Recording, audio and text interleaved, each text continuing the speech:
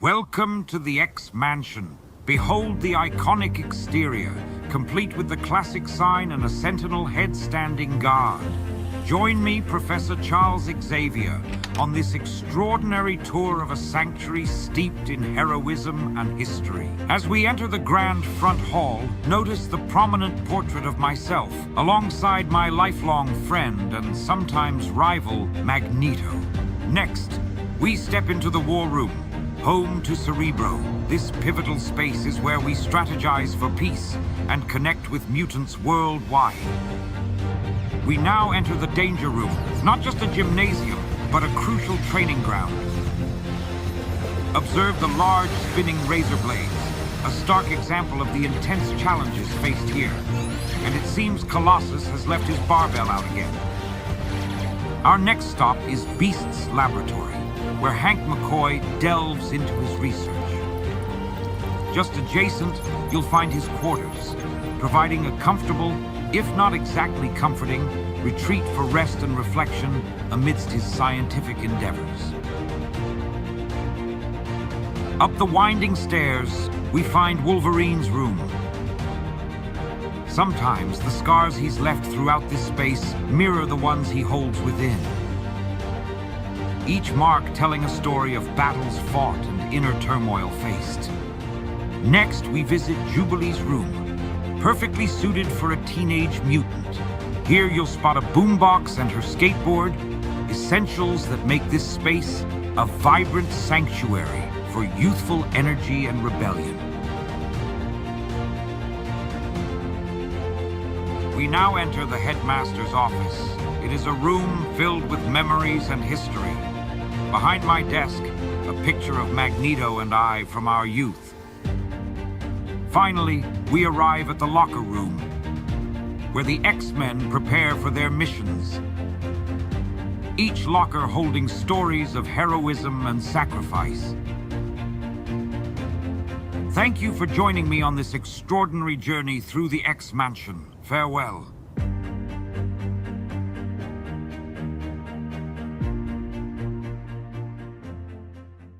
Mahler makes a point of like, and it's like, okay, fine, it's kind of true, I guess. Like he says, it's a good pause though, because I was going to say, did anyone else get struck by the editing's a little choppy in this trailer?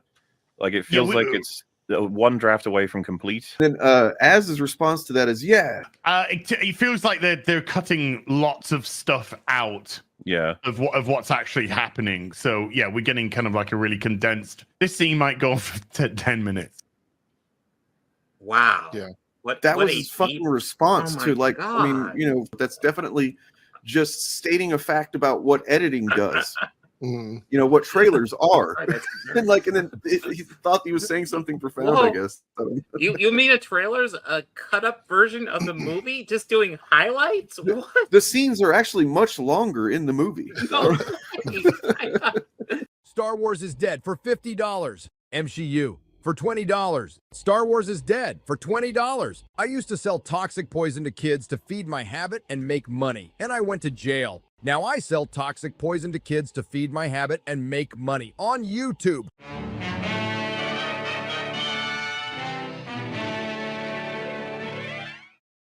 Why are humans so easily able to draw a distinction between human mutates like the Fantastic Four or Spider-Man or the Hulk and mutants like the X-Men? Characters like the Fantastic Four, Captain America, it's a little bit more public knowledge how they became superheroes. Everyone knows that Captain America was a part of an experimental program that gave him his capabilities. Everyone knows, for the most part, that the Hulk was blown up in a gamma bomb, and it's public knowledge that the Fantastic Four were traveling through space when they were bombarded by cosmic rays. So for the most part, everyone kind of knows, oh yeah, this is how they became who they are. And as far as mutants go, there's a lot more secrecy there. I think that's also a part of what scares people about mutants. With mutants, it's different because people know that mutants are born with their powers, and that is what makes them more terrifying than someone who got almost run over by a truck, an explosion happens, and boom, he has superpowers. You don't realize that college campuses erupted with the kids demonstrating for Hamas? They are in with the terrorists. They were for the Palestinians. Well, it's sort of the same cause. Why, are you? I'm on the side of the kids. Yeah, that's easy to say. You know, no one wants to see kids dead. This is a war. That was very brave of you to say this that. This is a war. No, I'm the one who's actually brave on this. Pat yourself on the back. It's easy to say I'm for the kids. Who's not for the kids? Well, it comes down to real hard-nosed decisions. Like a country. Stop talking like you're a general. A country got attacked. Israel got attacked. I'm not saying that they didn't have a right to go back. I'm just sitting there going like, how do I look at what? We're the only country in the world that they get attacked, and then as soon as they counterattack, it's like, well, we got to stop this shit now. Don't attack them. There's a very simple solution to all this problem in the Middle East. Stop attacking Israel.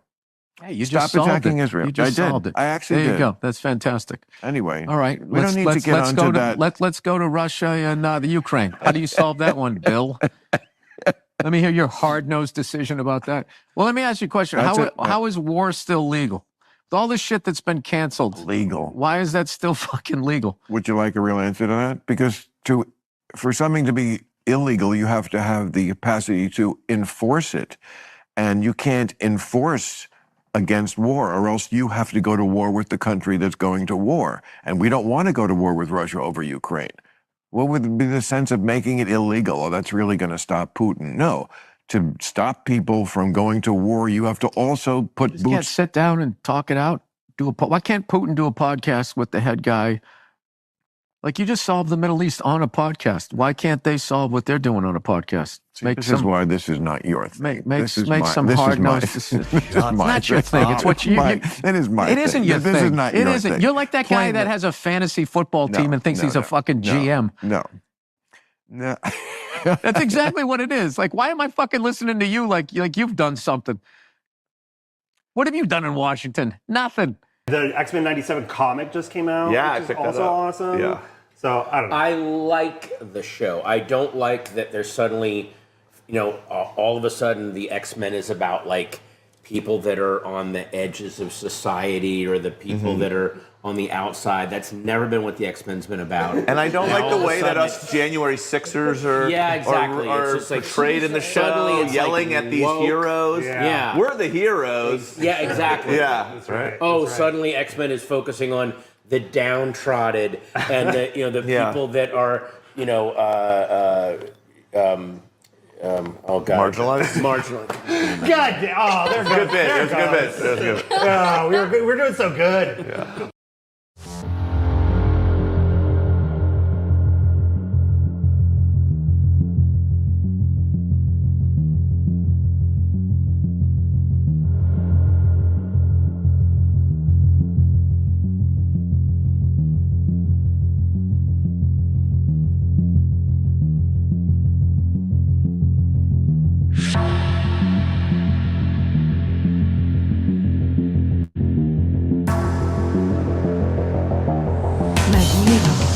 Was right.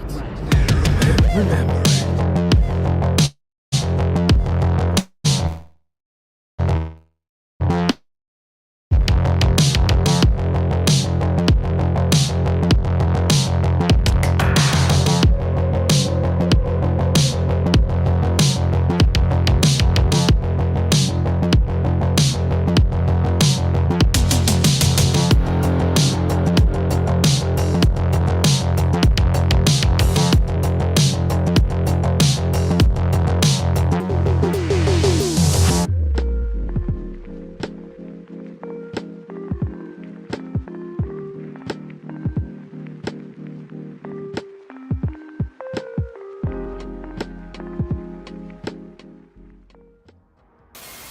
Oh, she's it's the Sunny and Blerd. Oh my God. Welcome to every video we make. We use one little thing and then we build the narrative out of it. Other people besides white dudes like Star Wars. I'm just saying, we need to be conscious of our bias. I talked about this one thing and we make a whole video out of it. That's what we do.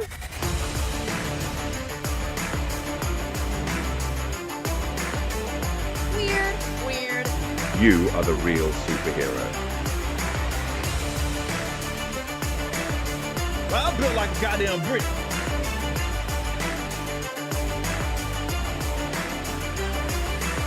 Is he some sort of masochist? How do you do, fellow kids? You did something very interesting with Star Wars. Think about it. The good guys are the rebels. They're using asymmetric warfare against a highly organized empire. I think we call those guys terrorists. Were you thinking of that at the time?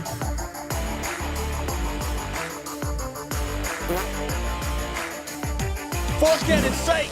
And the same goes with Miles Morales. He is indeed, again, Miles Morales. He's also a Spider-Man. I really dislike the fake geek thing and the poser nerd thing. That's not what we're about. Like, I don't get offended by shit. Every fucking conceivable opportunity so you can go. The Fandom Initiative is a group of people on a mission to counter anti-woke sentiment on YouTube. Surprise, you fuckers. We are passionate fans of film, TV, comics, and video games.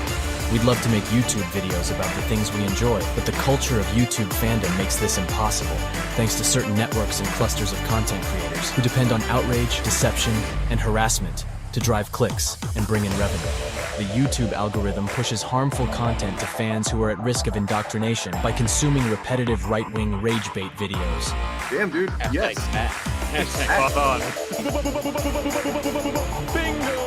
Some people would like to think that like you can be like 100% objective when watching something. Like remove your bias and just critique it like the truth. You can't. So like, what is fucking bringing all these guys together other than like, I'm mad at fucking Brie Larson? What? If I can't be a misogynist to you, I don't know what to do with you. I oftentimes get called a shill. Fuck it, man. Don't be worried about that shit. But here's the thing. My picture is not on the wall in the lobby of Marvel Studios. More and more people are fed up with that toxic content and culture. Honestly, it makes us sound really cool. Hell yeah. Greetings, my friends. Thank you for watching this video. And if you would be so kind, please subscribe if you like what you see. Help our channel to keep growing and keep fighting the war to save pop culture.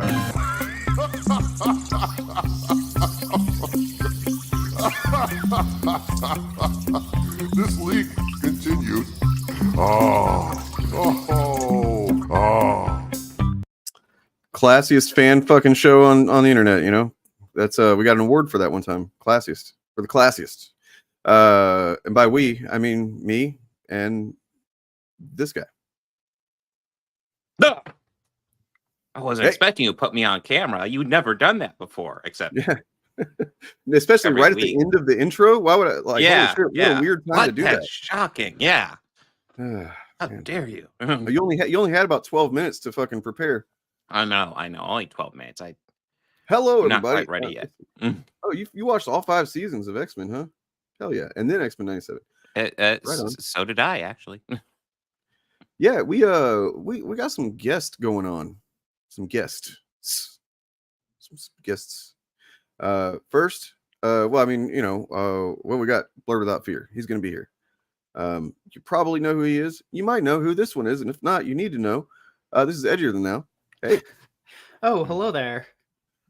How's it going? It's going all right. How are you? Pretty good. I was just watching through the I don't think I had ever finished like the last maybe 15 minutes of that video response you did to the Smud Boy guys or whatever. And I was watching that again last night, and I was just like, man, God, you kept saying like it looked that they were insane, and I'm like, I don't know, I just think they're stupid. I think insane is kind of like giving them a little bit more, you know, I don't know, leeway than they deserve. But yeah. How you been? No, that was a fun time. I've been off doing work and whatnot, so now that my summer started, I'm gonna like actually do stuff again. But Right. that was a fun time. Yeah, I'd noticed it didn't seem like you'd uploaded in like a couple of weeks anyway. So I was, you know. Yeah, I left the country for like a week or so, and then why'd you come back? Had to get caught up on everything for the next like month. But you came back. Why? Back, yeah. I don't know. This kind of sucks here now. I don't know if you know about that, but Yeah, for our fantastic medical system. Right. Our great student debt relief program. and our excellent options for leader of the nation. We're in a great spot there, I'd say. I mean, they are breaking the record for oldest men to run for president. A record they set 4 years ago. To be clear, vote for Biden, but I'm just saying it's not fucking ideal. Yeah, Okay. no. I hate Anyway. that we have to vote for Biden, but yeah, vote for Biden for the love of God. I hope I didn't just start a whole thing in the chat now. They're gonna be like, that's why I don't want to vote for Biden. Anyway, hey guys, fucking X-Men 97. That's a show, and it's been pretty all right. Pretty good. Eh. Oh God, look! I this don't fucking really remember it. Hey, did you know we made a thing for you, man? You inspired me. I made a thing. Can I show the thing? When did we say we don't discuss politics? I did a Trump video like a couple weeks ago. I wouldn't expect this guy to like understand nuance in any way, shape, or form. Like, for one thing, he's been banned on at least one channel, so now he's back. He doesn't take a hint. I think, they only banned me on the one channel, so I must be welcome on other channels that they're on, right? That sounds reasonable. Hey, what up, DJ? Fuck Hey, yeah, hey. you're here. Hey. How you doing, man? I have arrived. I'm good. How are you guys? Pretty okay. Pretty okay. That doesn't sound convincing at all. No, I'm doing all right. I figured I'd play this quick thing for this guy because he did inspire me to make it. I didn't include it in the pre-stream thing, but it's worth him seeing, I think, because he was very inspiring. If I can find it, yeah, here it is. And then we're kind of waiting. I'm killing time is what we're doing. Ernie Blerd Without Fear is gonna be here as far as I know, but he did have to do some stuff beforehand. He wasn't gonna be here right at 2 or whatever, so just kind of killing time. He expressed great interest in doing a Guess the Grifter, so I told him we would hold off on that until he gets here. Yeah. I'm excited to sit on this side of Guess the Grifter too. I've never done one. I'm nervous. Hopefully I got it all set up right and stuff. It's easy. Yeah, you just like get screenshots of the video titles and then say, what is that, right? That's it. Who made that pretty video? much, yeah. Okay. Do a slideshow. Yeah. Cool. All right, here's this. Are you facing an impossible life choice? The initiative is here for you. You probably shouldn't have that baby. I mean, think about it. The world's on fire. Think about the grifters and all the political demons that we cover on our channels all the time. You want to bring a baby into that? Plus, man, you got shit to do. You got video games to play. We only have so much time on this world. And plus babies, man, babies are they suck. Okay, they're really, really difficult. And then they can get older and become little shithead toddlers too. Holy shit! Sure. I've seen some. You don't want any of that, man. Besides, what if your kid grows up to be like Milo Yiannopoulos? No, not because he's gay, because he's a fucking piece of shit. Completely separate. Yeah, you don't want to risk that. Choose life. Yours. Abort that thing. Or don't. We're not medical experts. We're not even good at our own life choices. But if you can't trust YouTubers who talk about fan stuff, who can you trust? This has been a message from the Abortion Initiative. So, I wash my hands of all that. Yeah, that's all on me. That is all me, by the way. These guys don't take credit for that. But of course, they don't stop me from playing it on stream either. So maybe they do take No, it's credit. hilarious. It is very cringe. Yeah, of course. Because it's fucking stupid to ask YouTubers who talk about the stuff we do what our specific positions on abortion is. That's the whole point of it. And that guy thought that was a good thing to do. So anyway, hey, you just covered some comic books. Would you like to discuss the gender pay gap? Right. Oh, the gender pay gap too. Yeah, that's a good question. I mean, so depending on whose channel you watch them on, we all do them differently. We all have autonomy over how we handle the streams on our channels. So generally speaking, if I take it off of mine pretty soon after it's done, then you can find it elsewhere, maybe. But I'm getting into the habit of leaving it up longer because I'm doing less independent videos because I'm working on longer form videos. So I'm more likely to leave the streams up longer. I remove it right away. It's so embarrassing. I have to get it. I know it's really embarrassing. Actually, mine is kind of just whatever I feel like. Sometimes I'll do it members only. Sometimes I'll leave it up for people to watch. It just really depends. Yeah, I mean, generally, if there's a guest, I leave it up. Right. Yeah. If there's a really, if there's a guest, good conversation, just really good stream in general, I'll leave that shit up for sure. But if it's something that I feel like the information would be better presented, edited down in a segment and uploaded, then I might take it down for that reason, because I don't want people to watch the stream and then not watch what I think is the better version of that's to come. Does that make sense? Yeah, I Anyway. can see. Yeah. There's stuff you can't do in a stream that you can do in an edited video. That So everybody's seen really X-Men makes it 97 finale or no? Yeah. Oh shit! Were we supposed to be keeping up with that series? Yeah. Damn it! No, I was refreshing Disney Plus at midnight last night. I was not ready to wait till the morning. It seemed like you were pretty anxious. I mean, look, you were pretty early on it, because I was like, I stayed up late as hell, and I saw you were like, okay, it's really good or something, and I was like, well, it's only like 1 or something like that. Oh yeah, no, I just like instantly noted the fact that it was not half the length of every other episode, because that's a thing that Marvel loves to do, where they like to make their finales like 5 minutes long. It's like Crazy, like the full 3 episodes finale is like each one of them was packed full of goodness. I was listening to a podcast earlier. We can talk about this a bit more as throughout, but like I was listening to some guys talking about why it's so much better than like a lot of the stuff that the MCU has put out lately. Hey, look at this guy. What's up, man? Hey, how's it going, y'all? You're just in time. I didn't miss anything, did I? No, didn't miss. No, you missed everything. You missed some cringe, but like oh man, I was here for the cringe, man. Oh well, you missed the abortion discussion. Come on, right? Yeah, we can do it again. Look, run it back. We gotta hurry up and get to this Israel-Palestine shit. You know what I'm saying? Oh man, yeah. But, oh my god. Oh yeah, the Rings of Power season. We could probably talk about that at some point, I guess. I haven't even watched that trailer yet. Yeah, I haven't seen it yet either. I mean, I'm sure I'll watch the season. The last season was pretty good. So I'm already. They're trying way too hard already. They're like the worst trailer ever I've seen. I think maybe it was Nerdrotic that said that or something. I'm sure they are. Of course, it was Nerdrotic. Well, I'm glad you got that keen eye, because you're going to need it whenever we play Guess the Grifter here in a few. Oh man. Well, hi everybody. Hi. Everybody, if you're not familiar with these fine folks, we got Ernie, Blerd Without Fear. He is linked below in the description, as well as Kai Edgier Than Now, who is also, I believe, linked in the description. So there you go. They're always linked there. It's not just special to today. They're just special people, and they're always linked there. This is great. Next week, Actual Fandom and DJ Eric's discuss how to stop food shortages in third world countries. Yeah.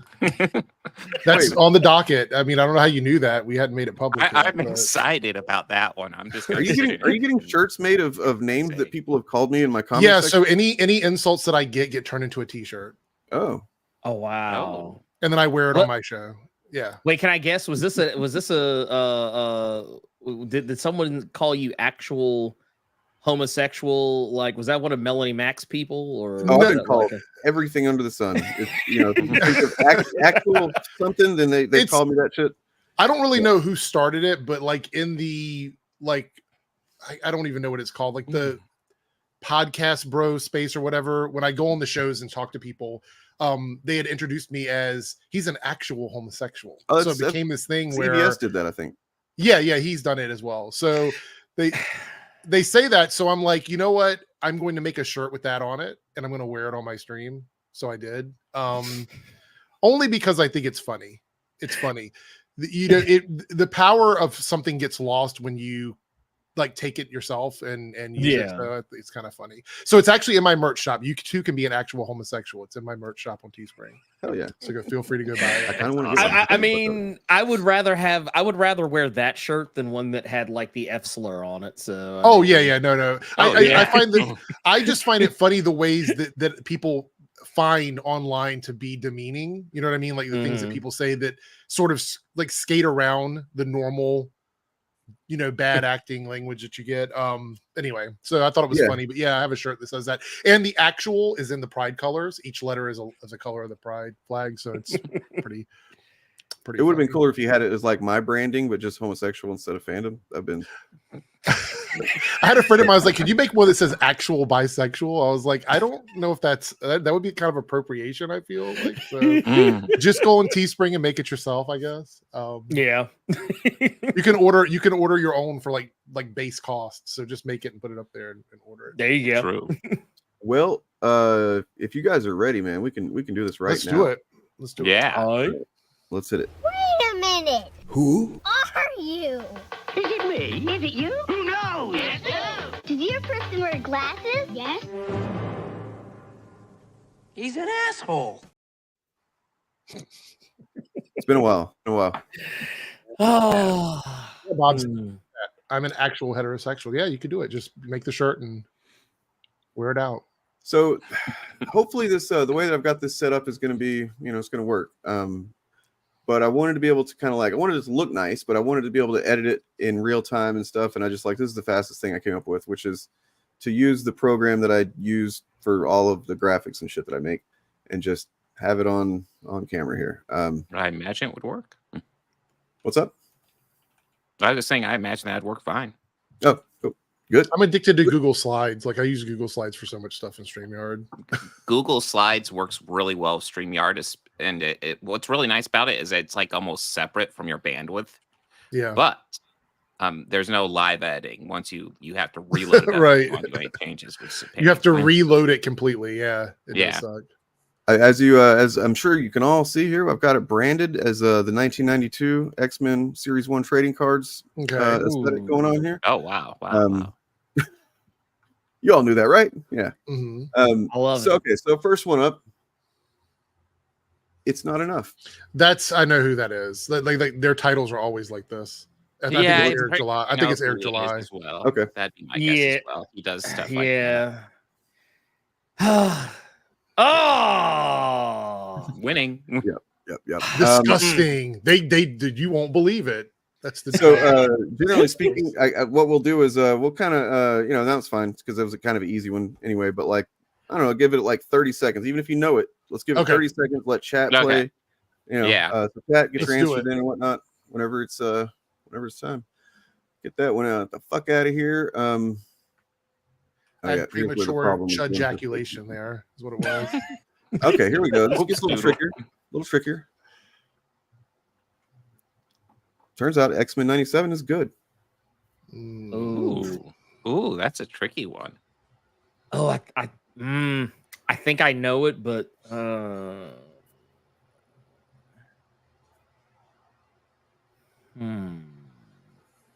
Yeah, I actually have no clue. Pretty sure this one is gonna be. Let me check my notes because I didn't edit clip that one right to where I actually have the. That is. Is it Geeks and Gamers? I was gonna say that too. Yeah.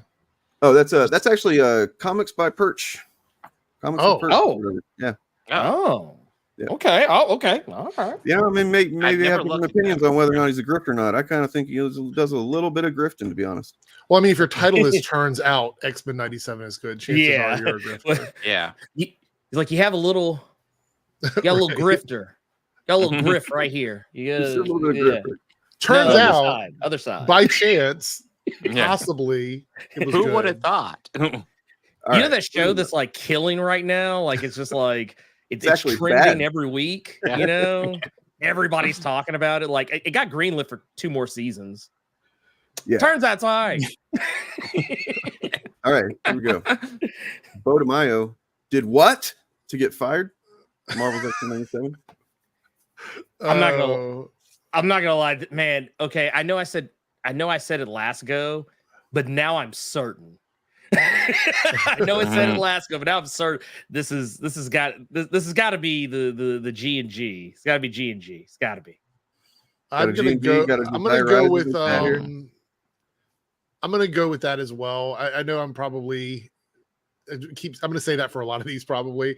But Ryan Cannell has another certain way of doing titles. This doesn't feel like a Ryan Cannell title. So Ryan Cannell will do word salad titles though too. Like it'll be like word. You know what? Grace I'm not gonna Rainbow. lie. The framing. I'm actually now starting to think maybe it is the quartering though. Ooh, I don't know. I'm a little. man, yeah, that one hurt. So I Byron feel got like it. I'm kind of leaning that way as well. Oh, bit. what? Byron got No, it. that definitely. Oh, that definitely tracks with them. Yes. Midnight's Edge. Okay, all right. That's. I didn't have that on my bingo card. They like to sell themselves as like the behind the scenes people, but then it all ends up just being chud shit at the end of the video. Wait, is it like oh yeah, I saw the Nielsen ratings. No, You can't question me. I know so much more than you. How do you know that, Yeah. Sandman? How do you know that? Prove it, man. You got some evidence for that? Not Mr. cheating on a fun Mr. game. Is more active in fucking Frog Tony's chat than he is in my chat. What are you doing there, man? What are you talking about? I see you cheating. Not type in YouTube these titles and figure it out. For this game that has no points or Yeah, reward for completely- winning. Completely honor nobody wins. system If game. somebody's cheating, man, they gotta live. They gotta sleep with that. You know, they gotta live with that shit. Yeah. That's on their soul. It's Getting a Byron's really cheating. high score means He you're has just to live with incredibly that, online. okay?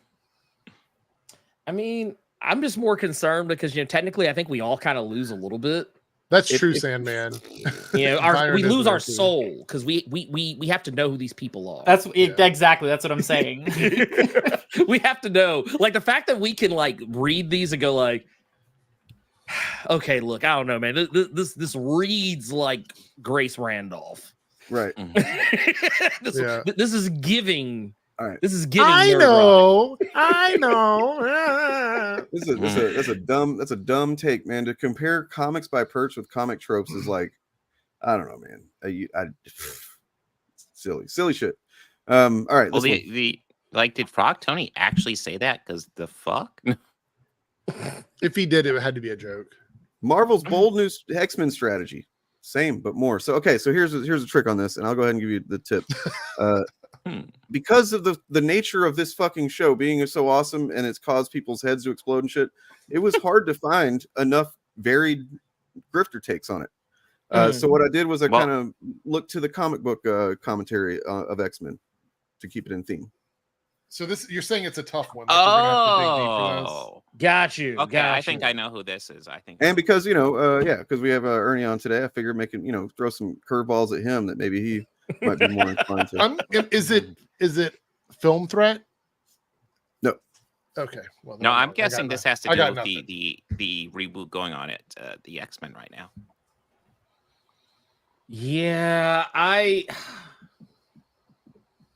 Yeah, and this just goes to show, like, I have curated my I guess like my homepage algorithm so well that I don't see these people sometimes. But man, if I had to hazard a guess, man, I am really struggling to think of anyone outside of like the normal like usual suspects. I mean, he's the usual guy in the comic book space of things. I think and, Byron and Bob the Old Ways are correct. I think that Byron might actually be cheating now that Right. He's like, wait a minute. I got all of them. I got all of them. Or we're gonna believe I'm going to YouTube and I'm typing in the title word for word. I'm going to find out who. Oh, you know the sad part is when you said that, I was like, oh damn. Yes, man. He said conservative shit. Of course he has. Like, I mean, by the way, being a conservative doesn't make you a grifter. That's not what I didn't say anything about him being a conservative, but that is also true. He's a half chud. He's a half. I know conservative creators that aren't grifters. So yeah, like there's people who believe what they say. He's a dude who, he straight up did the whole video about how, like, everybody believes that Stan Lee, the left all thinks that Stan Lee created Iceman to be gay, and that's the defense that they land on or whatever. And it's like nobody. I've never used that defense. Yeah, I've never used that defense. I've never even heard of that defense. That's insane. My defense has always been go back and read a little comic called Defenders. I mean, Iceman literally dated a whole trans woman. Like, I mean, she wasn't trans in the strictest sense, but I mean, as much as they could get away with under the Comics Code Authority at the time, like he dated a character named Cloud, who involuntarily shifted between being male and female. Yeah.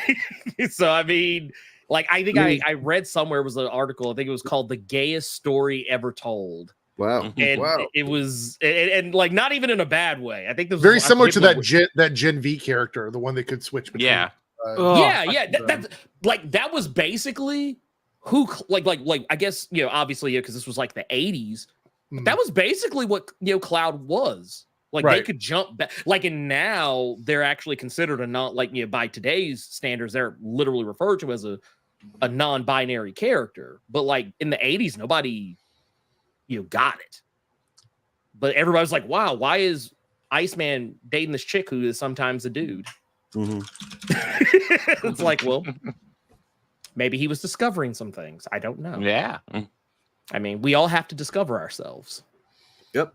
And one thing, so the thing, okay, it's not about Perch, but like just to say that, okay, he might not be a grifter in the sense of the people that we normally discuss, but to my mind, if you're being super confident on what like saying that being gay is his whole personality now in the comics when that's just flat out not true. That's a lie. Like that he's not even the same character. It's like, dude, he's literally the exact same class clown. That's a part of like a big part of the whole discussion between him and that one asshole that he fought in his miniseries recently. Yeah, about how he's still the class clown. You know what I mean? Yeah, kind of thing. He's fighting Mr. Clean. Yeah, that's what it was. And it's like, man, he's still the same guy. Like, I don't see anything different about how he's characterized. But yeah, or floor cleaner. I don't know.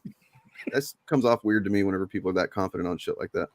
Well, I hope y'all are out in the trenches defending us like you're defending Comics by Perch. That's all I'm saying. Like, you guys like, I'm not gonna lie, because there have been some times I've seen some cats like come at me and be like, "Man, I can't believe you said so and so about this person." Blah blah blah blah. I can't believe you. How dare you? How dare you hate on this person for trying to do something? Blah blah blah. And it's like, dude, this dude was literally just talking shit about me the other day, and you didn't say shit. Yeah. Hey man, go watch my video about literally this topic. Me and my co-host of the Fabcast, Morgan, talk about this for quite a while. We explain it in great detail. While this doesn't negate the fact that he's gay. Oh no! Somebody that is presently gay had sex with a woman at some point. Yeah, that's never happened. That's never happened. Wait. Are we talking about the same plot line from like every 90s and 80s sitcom ever? Because that was a thing, and it was because it was real. There's never ever in history of anything been a person who didn't think they were gay and didn't find out they were gay until later in life. That's never happened in history of anything ever. My cousin used to I don't mean to put it in such a I guess a provocative way, but my cousin, long before they had ever transitioned back in the day, used to get their back blown out all the time by dudes until one day they realized they didn't like dudes. They liked women. Like it's normal. Like, just because you think about this, Iceman banged a lot of chicks. If that is your metric for determining whether someone is heterosexual or homosexual, but here's the thing you got to remember: how many of those relationships worked out? Oh, none of them. Oh, okay. So like Opal, Polaris. There's no Mary Jane. There's no Lois Lane. There's there's nothing like that. So the relationships all fell apart because of him, and you could put that on his clownishness. But you could also just as easily, even pointing to some conversations about his father back in the 90s. I mean, granted, they're all the predicated on him being a mutant, but I mean, the language read very like, "Oh, why can't you bring a normal woman home?" Or it all read homophobic father. That's what. Well, see, that's another thing about old Perch. He says in that same video that we reacted to is that he acts like nobody on the left had a problem with the way that was done. When it's like, I remember a lot of people being pissed off about how that was done. About Gene just being like, "Oh, you're gay. You don't know that you're gay." You know what I mean? Like, she basically just outs him to Bendis wrote that, and I don't think that he really put a lot of thought into how that might play. But yeah, it also makes me wonder though, are we like talk about that? I think that maybe it wasn't the intention. Maybe I'm giving him too much credit or whatever, but I think it does speak to being outed against your own will. Like, there's a lot of gay people that get outed by friends, and friends think it's okay. And I think making that story a pseudo, parallel to that, I guess, if they had followed up on it in that way and made it clear that that was, but I don't know that they really did. Like I said, I think I'm giving him too much credit. I'll be honest. If there's if I have any criticism of Iceman being gay, it is that. It's how it is. Absolutely. It's how it was delivered. Like, if it was hey, I've discovered something about myself. I want to present this information Hmm. of my own accord. Like, okay, I could rewrite the whole thing. If it was one of those deals where Gene was reading his mind and was like, maybe like, you know, found some repressed memory, and then she like kind of pulled him aside, like, hey, like, you know, I don't know if you're comfortable with me talking to you about this, and then boom, boom, boom, and then go from there. But like, just the fact that she's like, nah, dude, you're gay. You are gay as fuck, boy. Like, yeah, like it's like, well, and he like had no idea. Thanks, Like, It also makes me wonder how she even was capable of processing those feelings, because she's seeing in his head, but how does she process the feelings as a gay man and then tell him that this is exactly what you are? That's such a weird thing feelings to do. he hasn't even processed. Like, it would make more sense if Gene pulled him aside and said something like, hey, I can't help but notice, but it seems like you crush on a lot of dudes. You know, something like that, you know? Yeah. I think we just all accept that everybody's just pansexual. Give me just a moment, guys. I'll be right back. There you go. So I did have a comment here. So this was funny. Pista said, sorry, guys, I failed you. I don't go to Judge Channel's comment section. I don't want you to. I don't want you to. Don't do it. I feel like, as I've always said, if you want to fight Chud, just go into my comment section. There's plenty of them. Yeah, or mine. Any video I make about Gary, just go into that comment section and have a field day. So basically, Gary's an honest guy.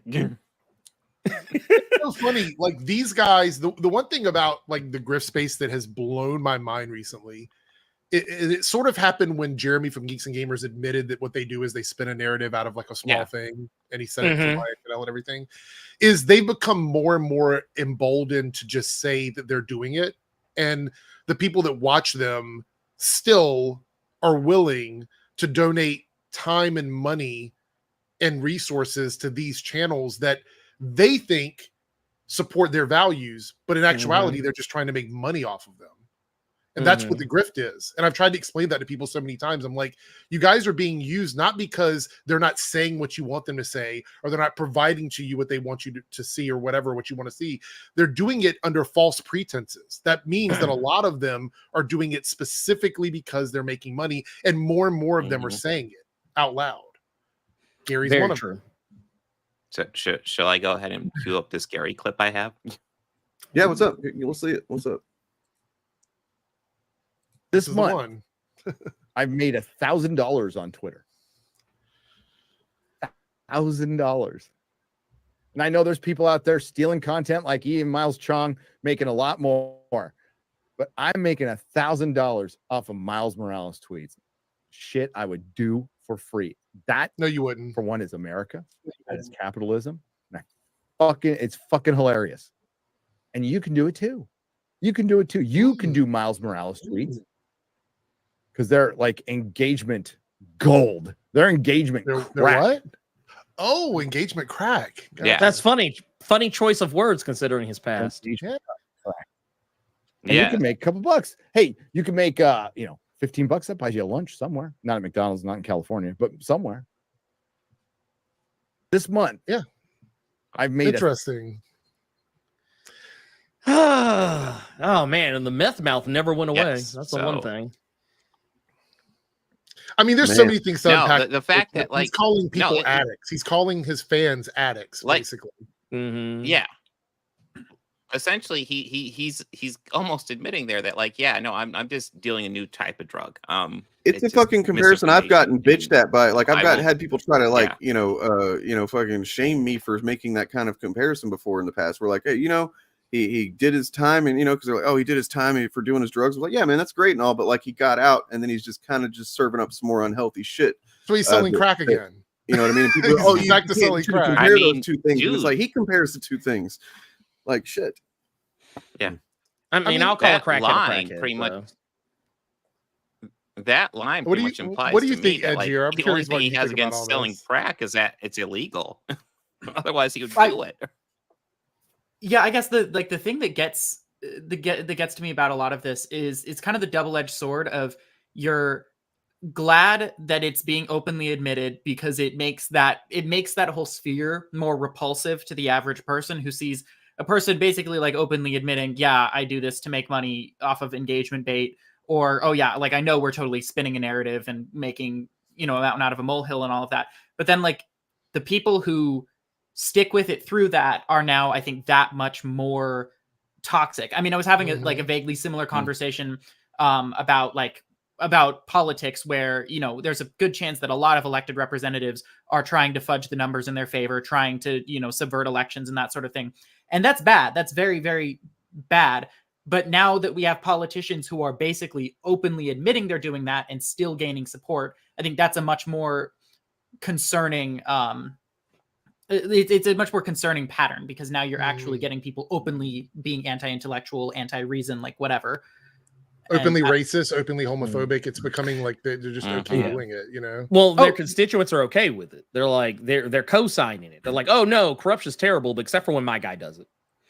Well, I mean, yeah, you see like the turn where, you know, and I mean, to an extent this still exists, but people being accused of being racist or whatever, and then they come up with all of the, no, I'm not, all of these different reasons or whatever. And now you get a lot of people saying like, yeah, so, and that is, there's fewer of them mathematically, because I think fewer people are willing to go down that route. But it is, I think, nonetheless, it ostracizes people from their community in a way that makes it a lot harder for them to get out of it, and you become more dangerous as a result. Hey, what's up, Blue Watermark? It's from my channel. I made $1,000 off of this crack. He's bragging to his fans without realizing he's putting them down at the same time. They don't even realize it. That's the thing I've said to them. I'm like, you guys do not understand. And they're like, oh no, he's talking about the haters. And I'm like, so you mean you guys don't like his tweets about Miles Morales? You don't retweet his Miles Morales tweets? You don't go over there and cheer him on in those tweets? To him, the engagement is the crack, not the person specifically, not the individual person. It's the overall engagement. That was his statement. I mean, the whole statement is literally just him saying, I will do and say anything for engagement because that equals money for me. Got 2 or 3 more here if you guys want to finish this off. Yeah. Oh, yeah. Let's do it. Oh, yeah. I think we got distracted. The last one was every X-Men fan's worst nightmare is happening. So everybody here, if you're a fan of X-Men, what's your worst nightmare? Think of that, and then I guess I don't know. That's not going to tell you who it is, but they're not making more X-Men. Yeah, I was going to say, is it not? We're not getting a season 2. We're done with the X-Men. This is once again specifically in the it's thinking critical again. Sorry. I just thought it was just such a fucking stupid, grifty bullshit headline for a video. It's like, no, man, don't speak for me. Does he use one of those like headline generators where he goes in and types like a bunch of stuff and it spits something out, and he's like, I'm gonna. He's the guy who for the past 5 years has been shitting on Krakoa nonstop. So me and him couldn't be more diametrically opposed on fucking X-Men. I don't, you know, that's one of those guys where I just can't even sit through one of his videos. Like I honestly can't. I can't even like. I mean, I saw a little bit of his coverage of the Wonder Woman run that I'm currently loving, and he just shat all over, and I was just like, you suck. It really does. I wonder if it's because he felt talked about. Yeah, no, that's why I suspect. Well, from what I understand, I'd learned not too long ago that I guess he was like originally a Gamergate guy, so he's been around doing this, you know, kind of shit, saying that kind of shit for quite a while, and like, you know, some of this, he's not. The thing that's interesting about him is that I can tell he's not like a lot of these guys who. Comics gators or whatever that you can tell they don't even read the comics and they will even say they don't, but then they talk about it as if they understand, but if they're really talking about shit from like 8 years ago or whatever.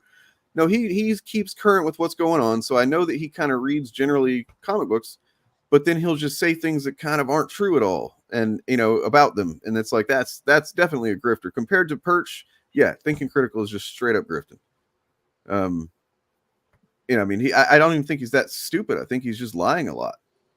Anyway, well, I mean, being a grifter, it's an easy job because like you can claim that you don't read the comics. Like you can say, oh, I don't read this dreck because it's terrible, it's woke garbage. But see, that's an out for you because now that's an excuse for you to not know anything.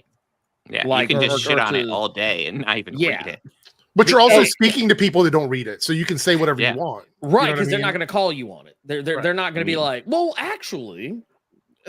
Are you excited to see Polaris in the new Deadpool? Yeah. Oh man. Hey, bruh. Dude, did you hear?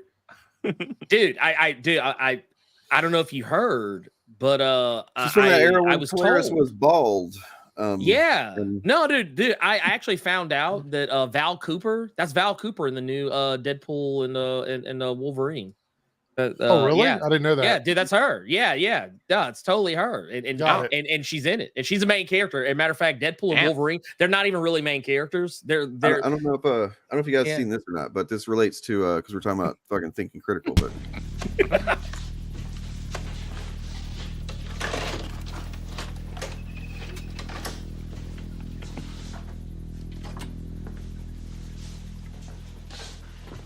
Hey, look.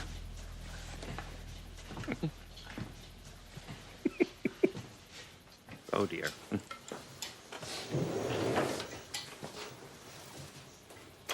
It turns out people come to Marvel Comics and DC Comics for specifically superhero fare. Now, within superhero fare, you're admittedly going to have some slice of life stuff. You're going to have some coming of age stuff. Of course, if you're a younger superhero, you're even going to have some relationship drama. But for the most part, when fans read superhero comic books, they're expecting a vast majority of the story to be superhero related. The big problem that came in, and really it started with Marvel, but now it's moved over to DC and it's kind of taken over both of their publishers, whether they like to admit it or not, is they went out there and they said, well, we need more representation in comic books. We need more LGBTQ representation in our comic books. We don't have enough gay and trans heroes, so they went out and hired a bunch of like slice of life, coming of age, YA graphic novel LGBTQ writers that had been marginally successful in the graphic novel market, and they said, you know what? Hell, they're qualified to write Batman. They're qualified to write Superman. They're qualified to write any of our characters because they're going to actually bring in authentic LGBTQ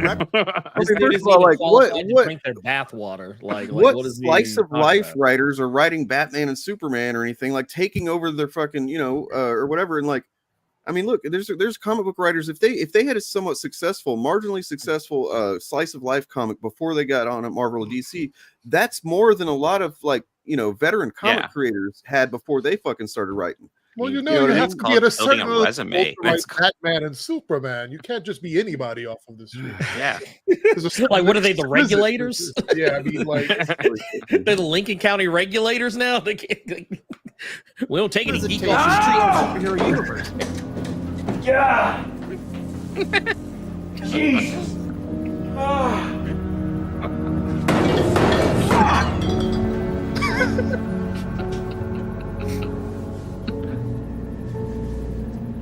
Fuck! Good performances in the show. Watch all that. Season 1 was great. Yeah. Why is this not a why is this show not still going? That could have been season 4. I'm just saying. Yeah. Dude, I would watch it. Oh, but wait a minute, wait. It'll probably get ruined because they'll probably put women in the yeah, that's right. In the lead role. One of them's gonna be a woman of color too, I bet. It's like gay and a too, lesbian. And a lesbian. Oh God. And disabled. She'll be in a wheelchair or something like that. No, that's one of the things that I noticed recently, because I've been working on a script for basically like a semi-parody-ish video about Netflix's Daredevil, because you can find all of the things that they bitch and moan about in that show. I mean, beyond the like really obvious, like, oh, it's about a blind superhero. Like they've got race swaps, they've got women beating up men, like they've got, all of the like things that they've decided collectively make a show bad. And the only thing that's really like prevented me from recording it is that it just like feels kind of gross to say out loud. But it's like it's wild when I've started to like look at. I've started to notice this pattern and stuff, and this is something that I've commented on before, is that like you start to prime people to like hate all of those specific things, and then they don't have to engage with the media, they don't have to have seen it, they've been told that it's bad beforehand. And in the case of something like X-Men 97, like they're not going to watch it, and suspiciously a bunch of the guys they're following aren't going to talk about it again, so they're going to end up with just the like first impressions they were given. So even when the grift doesn't work out, like it still kind of does, because who's going to check, Yeah, that's a good point. I want to give a shout out to Low Watermark. This is on my channel. Yeah. Thank you so much, Low Watermark. I do appreciate it. Hell yeah. For being here and supporting and showing some love. Wow. 20 memberships. That's amazing. Thank you. So I'd scream a little bit more, but my voice is kind of gone. I've been pretending to be upset too much, and got one more.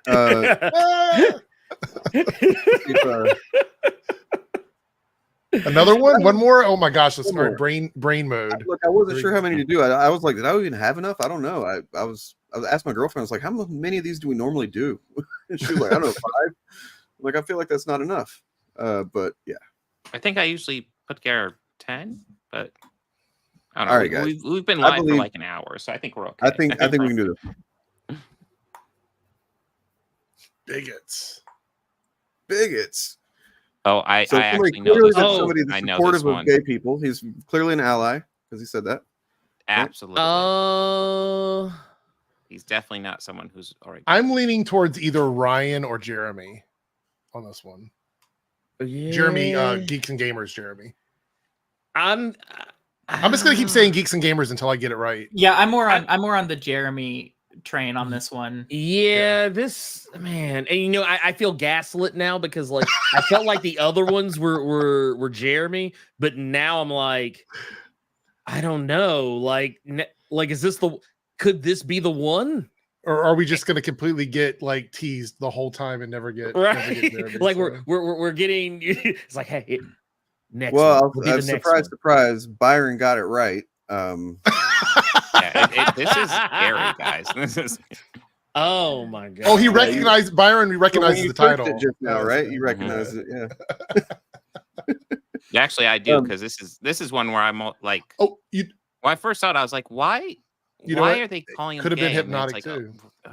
I actually do have some Hypnotic ones that I'd screenshot, but I just didn't include them. I figured if we ran out, then I could throw them up there real quick. But if we needed to do more, but It's just it seems to me like the running trend is they don't really have anything to say about the show.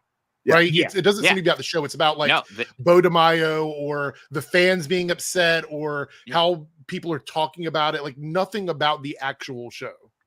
No, they were nonstop talking about how awful this show was going to be back when. No, in hindsight, when you look back at how this all played out, they're like, "What show?" Oh, the going comment on every video I saw that was doing that, like it was always a litany of this age like milk. Mm-hmm. The funny thing is going through like Melanie Mac's comment section on her video. That one is hilarious. Literally, just comment after comment after comment. Because she doesn't know anything about X-Men. It's very clear. Yeah,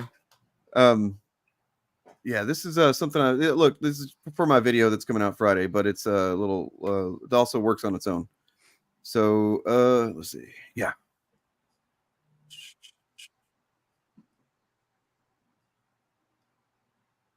Okay, there we go. The first 2 episodes of X-Men 97 so that you don't have to. I don't think it's that great. Makes me laugh. Just to kind of give she is terrible. Quick rundown. Didn't get any overt race swaps, gender swaps, or anything like that. They wouldn't have to. They're already diverse. Yet at least. Yeah. It's not too late.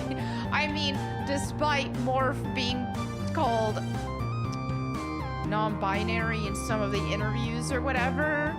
And by the way, you mean the one little magazine article? He's fruity. Did you catch that part? Again. She's wondering why she was suspended from Twitch right now. And by the way, Morph is a total. He's fruity. So again, this isn't necessarily super that was a choice. but his voice is just super effeminate sounding. And he does try to spend. Dude, can I just say, one-on-one time with Wolverine. she doesn't even I sound do like anticipate that feminine being pretty herself gay. in the strictest So I sense. will So like, say- how is she judging someone else the way someone else talks? Like, You know what makes glass me- house, bitch. freaks me out about her is that she proclaims herself to be a tomboy, which is a word that's, I guess, I don't know if it's good or bad anymore. I think there's some discussion about whether or not it's inappropriate. But this is what she calls herself as a tomboy, which is against gender norms. It's a different status than like, man or woman. It's a tomboy puts you outside of that bubble. So she herself is proclaiming to be something outside of gender norms. So the fact that she says that and then acts this way about a non-binary character is brain rot 100%. Like it's just no, the worms have taken over. She's done. She's cooked. I mean, she's and like this is honestly, I haven't watched any of her videos really before. I watched this one, unfortunately. It was like one of the hardest watches of a Chud video I've ever had. Yeah, just like she's struggling through the whole thing, and I don't know how much of it is. I guess I should watch some more of her videos that aren't X-Men. No, you really shouldn't. I mean, but I need to know, was she struggling because of this show, or is she just always that? She does it all the time. Yeah, this is her personality. That's normal. Yeah, like the only thing she really knows anything about is Tomb Raider, and she always kind of rewinds the conversation into something related to Tomb Raider, like nonstop. So yeah, she did it the other day, like trying to. She was, man. It's kind of weird. Like, are you her biographer or something? She made a video 3 days ago saying she was banned from Twitch for 14 days. So she was suspended within the last 72 hours. So I mean, she might not be anymore. Okay, but she can't use it presumably. She can't stream. She can't stream. Yeah, man. Anyway, so yeah, it's like. She just seems like she's really struggling. Like she doesn't want to be doing this. It almost feels like, right? Like you know what this is? I can tell you what this is, Dane. I can tell you what this is. This is Daily Wire through and through. This is a bunch of people who failed in some way, shape, form, or fashion in whatever endeavors they tried to originally do. And they just discovered, oh, wait, I can do this thing. Yeah. It's like Ben Shapiro. Yeah. Failed screenwriter.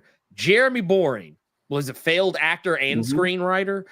I think even Matt Walsh was like at some point in time trying to be some kind of a Hollywood type person at some point or another. You too can do Miles Morales tweets. Everybody can do it. So that's what makes it so easy. It's an entry-level job going in and being mad at everything. So this is their multi-level marketing scheme. It's this or bagging groceries.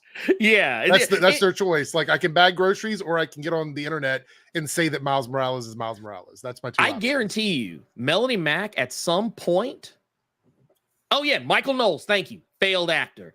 From gay movies. He was in like a don't even get me started there. But no, Melanie Mack, I guarantee you, this girl used to be in a band. She used to be in a band and it probably went nowhere. She probably realized real quick that it takes more than being half-ass cute to get ahead in that particular line of work. Avril Lavigne wasn't popping anymore, so right. Look. And lo and behold, you can't just sit out here and cover these early aughts. Skater Boy ain't popping like that no more. Okay, Skater Boy ain't popping like it ain't doing it. And this is all you have left now. And she's not Paramore. She's not doing anything like that. So look, Paramore would look at her and be like, nah. Yeah. Nah. Well, not like this. let's see the turn on this video and see how things ended up for here. Ooh. Well, I'm sure this video will be very reasonable. But there definitely are some woke undertones. Let's not pretend there aren't. Cartoon as a whole, even the woke elements aside, it lacks the heart. I just don't think that modern writers are as good as older writers used to be. They're just not. Okay. I'll pause it here. Watching. I wanted to when 97 started coming out, or when it was about to be coming out, I was like, oh, I kind of want to go check out the 90s show, because that wasn't really the show that I the superhero show that I watched when I was younger. Mm-hmm. And I was like, I was aware that there were going to be some like political undertones or whatever. If you haven't seen that show, after the theme song plays, literally like the first 3 fucking words are a frank conversation about mutant acceptance. It's like, I was like, I remember texting my friend at the time, the first sentence, like not even vague.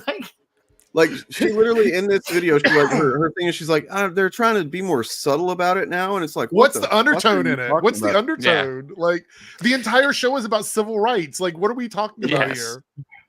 It's like it was Julie's parents. They're scared that people are going to find out that she's a mutant. Right. And you got Eric July. You got Eric July over here in the corner like, no, that's not why Stan Lee created it. It wasn't created for that reason. And it's like, no, you're right, man. You're right. But nobody gives a fuck why it was created. Stan Lee himself and everybody who's generally since then is like, that's what it's about. What it's about. Deal with it, bitch. I mean, don't get me wrong. I will fight to the death. I will fight to the death the idea that Charles Xavier and Magneto are supposed to be like indicative of Dr. Martin Luther King Jr. and Malcolm X, just because largely Malcolm X, if Magneto is supposed to be him, then he is literally just a mustache twirling villain. At least when Stan Lee was writing the character, he was literally a mass murdering psychopath. And Charles Xavier was a dude who kind of in his own mind slick perved on Jean. Like I was like, I just don't see that as Dr. King. So like, so when people say that, I'm kind of like maybe the energy was there, but like it was misguided as fuck at best. That early X-Men stuff, like pre the 70s, was a rough run. That's the shit that failed, dude. That's when it was just a bunch of white kids. Fucking it failed. Those comics literally a copy of the Fantastic Four. That's standing on the balcony, thirsting over Jean Grey as she walks in for the first time. Right? I'm gonna get her. No, I'm gonna get her. Like what the Stanley flopped that shit. It was his first one. Beast was Mr. Bad Touch. Like he was the guy that came up and kissed Jean unconsensually. Yeah. I mean, it was on the cheek, but still. Let's not talk about what Professor X was thinking about, okay? We don't want to talk about the thoughts he was having, all right? Like, Jesus Christ. If only these legs worked. There's a reason why the 90s cartoon echoes the 70s and 80s lineup of the team. That's the reason why. Because it's the much better, superior version of what the X-Men were. And a lot of that comes down to the writing from Chris Claremont and the fantastic artists that worked on it over like the 15 years before it became like a 90s phenomenon. I did want to address this real quick, Whitney. Like, I mean, where did you get a sense that was? I don't think that was stated anywhere that they have a problem with identity because of their shape-shifting power. I read it as gender fluid, but or non-binary. It's like, but that's not the same thing as that's not like having a problem with identity. So I don't know. Just I imagine if you could shapeshift at will into any person you wanted, regardless of gender, I imagine you wouldn't really be too hung up on like I guess like bog standard, am I a boy, am I a girl type ish. I feel like that would be the least. I feel like honestly more, and I think I even said this before somewhere, but I feel like them being non-binary is the least controversial thing. I've seen a couple of kind of chud types even say that too. Like basically just say, I gotta give it to them. I guess if they're gonna be that, and that's what you know. Do you remember how we were supposed to get like an entire storyline dedicated to Morph being non-binary? Remember the Chuds were saying we were going to get a whole storyline of it, and it was going to be a big part of the season, and literally no mention of it whatsoever the entire season. There were pronouns used a couple little brief moments about Morph being throughout the season were fucking excellent touches on what was going on. The one in the finale, holy shit, man! Like that was fucking that touched me right here. You know, it's like motivating them to stay alive and stuff. Let's see what these comments say. I'm curious what this is. It's got to be good. It's gold. It's got to be.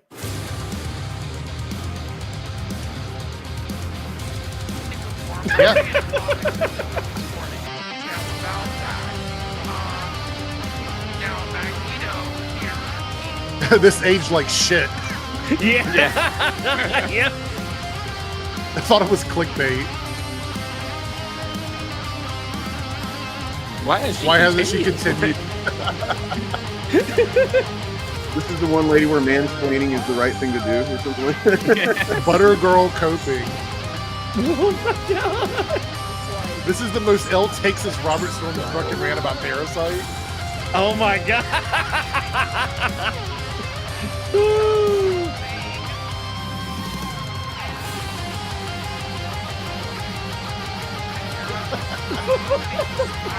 They're trying to be more subtle about it with their woke ideology.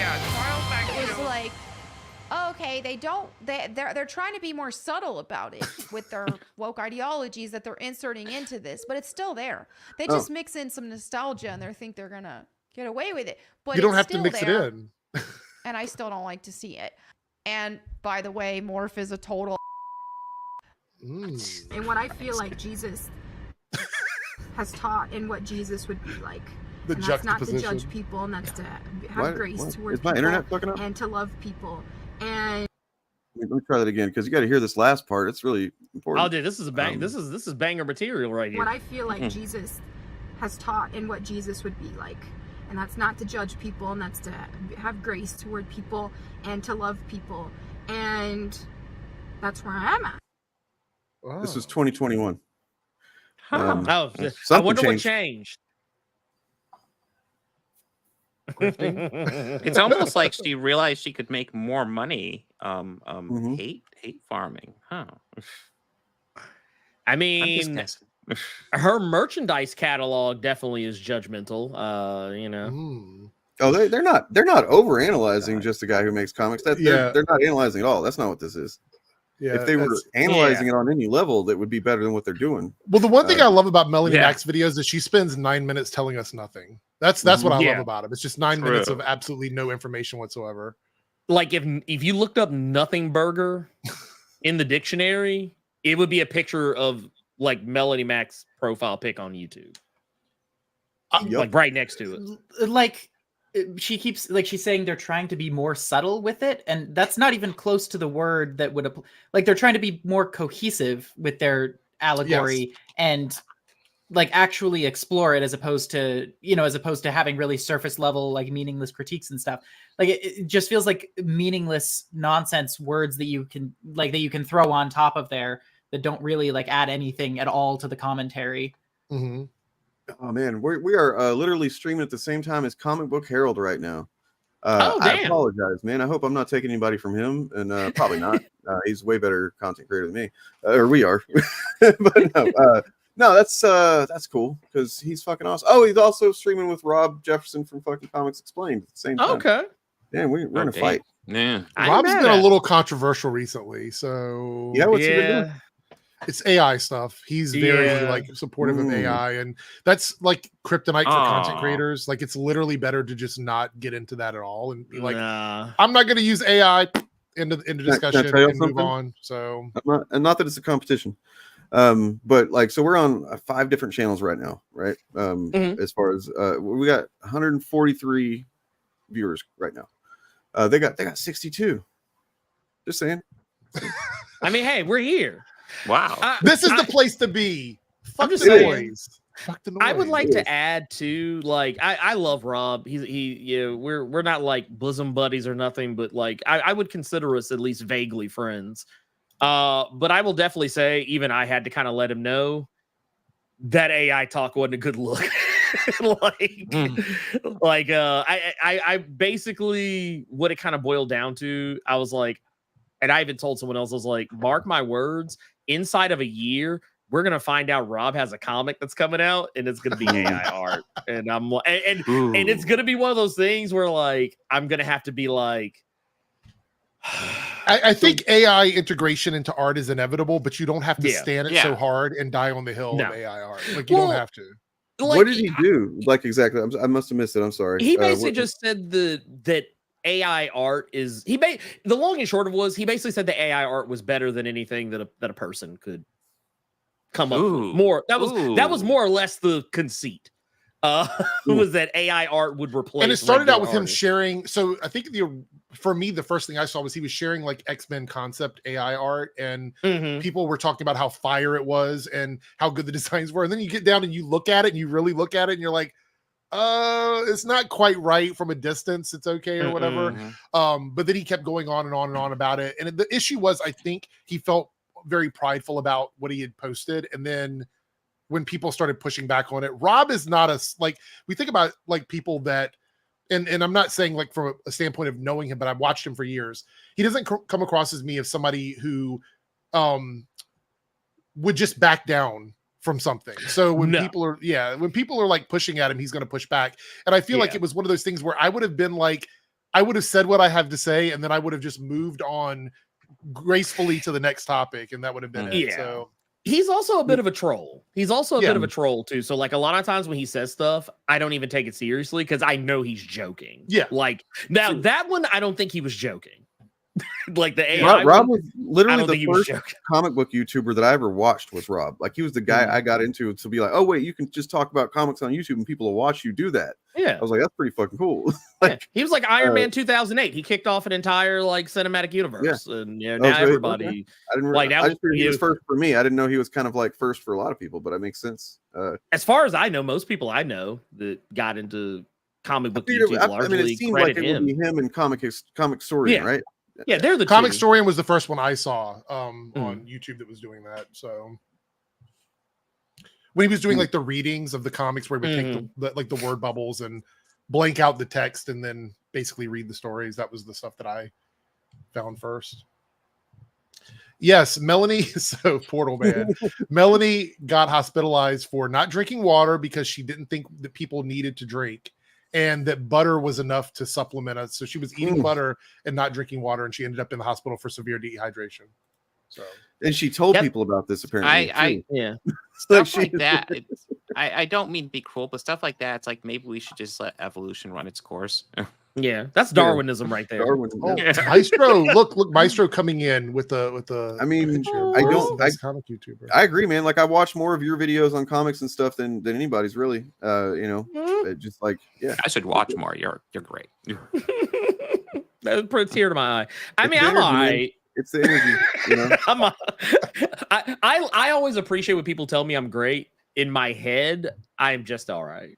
Yeah, I mean, it's good. It's a good, maintain that level of that way, if you start thinking you're great, you won't come on our show anymore, and that's not cool. I don't want to be that guy. I don't want to be that guy. Hydration is totally woke, guys. So we gotta drink up the water.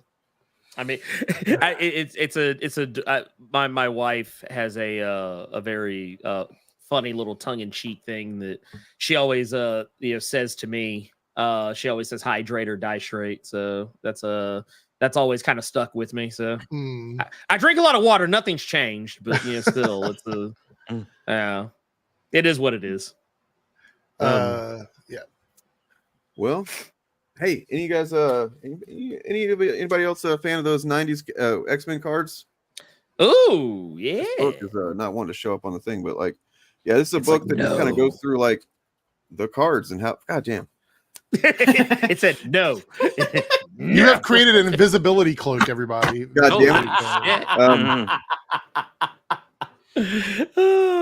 I mean, I don't still have the whole set. I got the whole set as an adult because I always wanted as a kid and could never afford enough cards to get the whole damn set. But then it turns out you can get up to be an adult and you can pay like $50 and get all that shit. It's crazy. I remember getting all those packs. I got all the Marvel Masterpiece one. I think I got it was Marvel Series 2 that I got. They're pretty worthless now, but it's cool. It's cool to flip through them occasionally. I want to say that a lot of the people on YouTube that do the reading of books and stuff like that kind of kicked off the whole the apps where you can pay to have people read books to you. It really did come from the YouTubers that were doing it. That made it popular. So yeah. Those cards are what got me into comics. Before I really even was reading comics, I was reading the backs of those damn cards and learning about the characters and shit. So it's man, what are the power levels? Well, they did have power levels. That's right. And we did the proto kind of card battle game because it wasn't really set to do battles, but me and my brother and friends, we would throw one down and see, oh, mine's more powerful than yours or whatever. But no, that those X-Men cards, the 92 X-Men cards, man, literally Jim Lee did unique original art for each one of them. They just kind of stand apart in my mind, that series. People are still trying to copy them now. There's people that are doing indie comics that are literally trying to do what they did with those cards. Yep. I mean, they're literally selling X-Men 97 shirts with that format on it. Anyway. I just love that people are finally discovering that you can make things with a 90s flair and people will like it. Have you seen the new trend? Maybe you're not. Maybe this is too outside the box, but there's a trend of people dressing up straight up 90s and going to dead malls and taking pictures of themselves shopping in dead malls dressed in 90s clothes. Weird. It's really, really crazy. That is wild. It's the whole vaporwave thing is transformed into. This might be kind of weird. I happen to have a video I saw that came across this and I just downloaded it. It was fuck it. It's just a video compilation of people just shopping at a mall in the 90s. God. What? And I don't know, man. I was just watching it for a little while and I was like, this brings me back. Going to Walden Books and just standing there reading some books and not buying them and shit. There is a mall near me the one lone survivor that is packed full of people every week. It's got a waiting list for stores trying to get into it. That's how busy it is. Like, there's no empty store slot in the whole mall. It is extremely busy and extremely popular. Crazy. I don't know what they've done to make it work, but whatever they're doing, people are going there and engaging. They have a lot of social media spots in the mall. Like they have art installations where people can go in and take photos and things like that. And it seems like that's bringing a younger group into the mall to do these like selfie things. And they even have a little streaming station. So if you're a streamer, you can go sit down and stream while you're sitting in the mall. It's pretty wild. So damn. Makes you feel malls nostalgic. are so much different than when I was a kid. Yeah, you go in there and I was a like, huge thing in nostalgia space. overload. Everything is open. There's no closed stores. I'm just shocked that does it have a bookstore in it though? Yeah. Yep. Wow. That is insane. Actually, the bookstore is next to the Anchor, so it's a big bookstore. Yeah. Bookstores used to be my favorite stop at the mall, and then they just disappeared. And then you got I should Barnes live and stream. Noble, and that's Okay, about it. everybody in the chat now, should I live stream? Go to the mall and live stream in the mall? That would be kind of fun. Yes. I think. Honestly. Yes. Yeah, that sounds kind of fun. I got a little compilation here that's just like apparently X-Men 97, but it's just the characters being thirsty for 5 minutes straight or something. Okay. Looks like Magneto and Rogue have the danger room next. Oh, and all tomorrow too. Wow. Rogue's really training her stamina with the new boss. Dork, let's go. You're not safe here. One dance, then I'll come. Promise.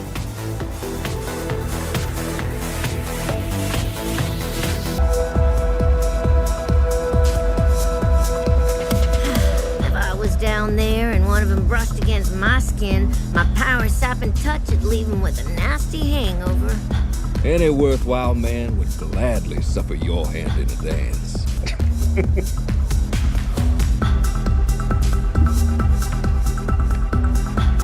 What's your job? Hot and rich? Don't forget single. Page me. I got a jet too. Damn. I mean, yeah, there's. They I guess are there's really more than I thirsty in that realized. show. I didn't realize I watched it before, but like, yeah. Oh, yeah. Dude, let me tell you something. There's one thing about the X-Men. There's one thing about the X-Men you can always bank on. They fucking. Okay? It is. Did you see that utter clown that went after Gail Simone a while back because she was like, she did some kind of, you know how Gail Simone tweets. She fucking she trolls. She's like the perfect blend of like utter sincerity and just like straight up troll. And she did that one post that was about like something about like, yeah, but I'm more interested in who they're all dating or whatever the X-Men talking. That's who I'm going to be what I'm going to be writing about.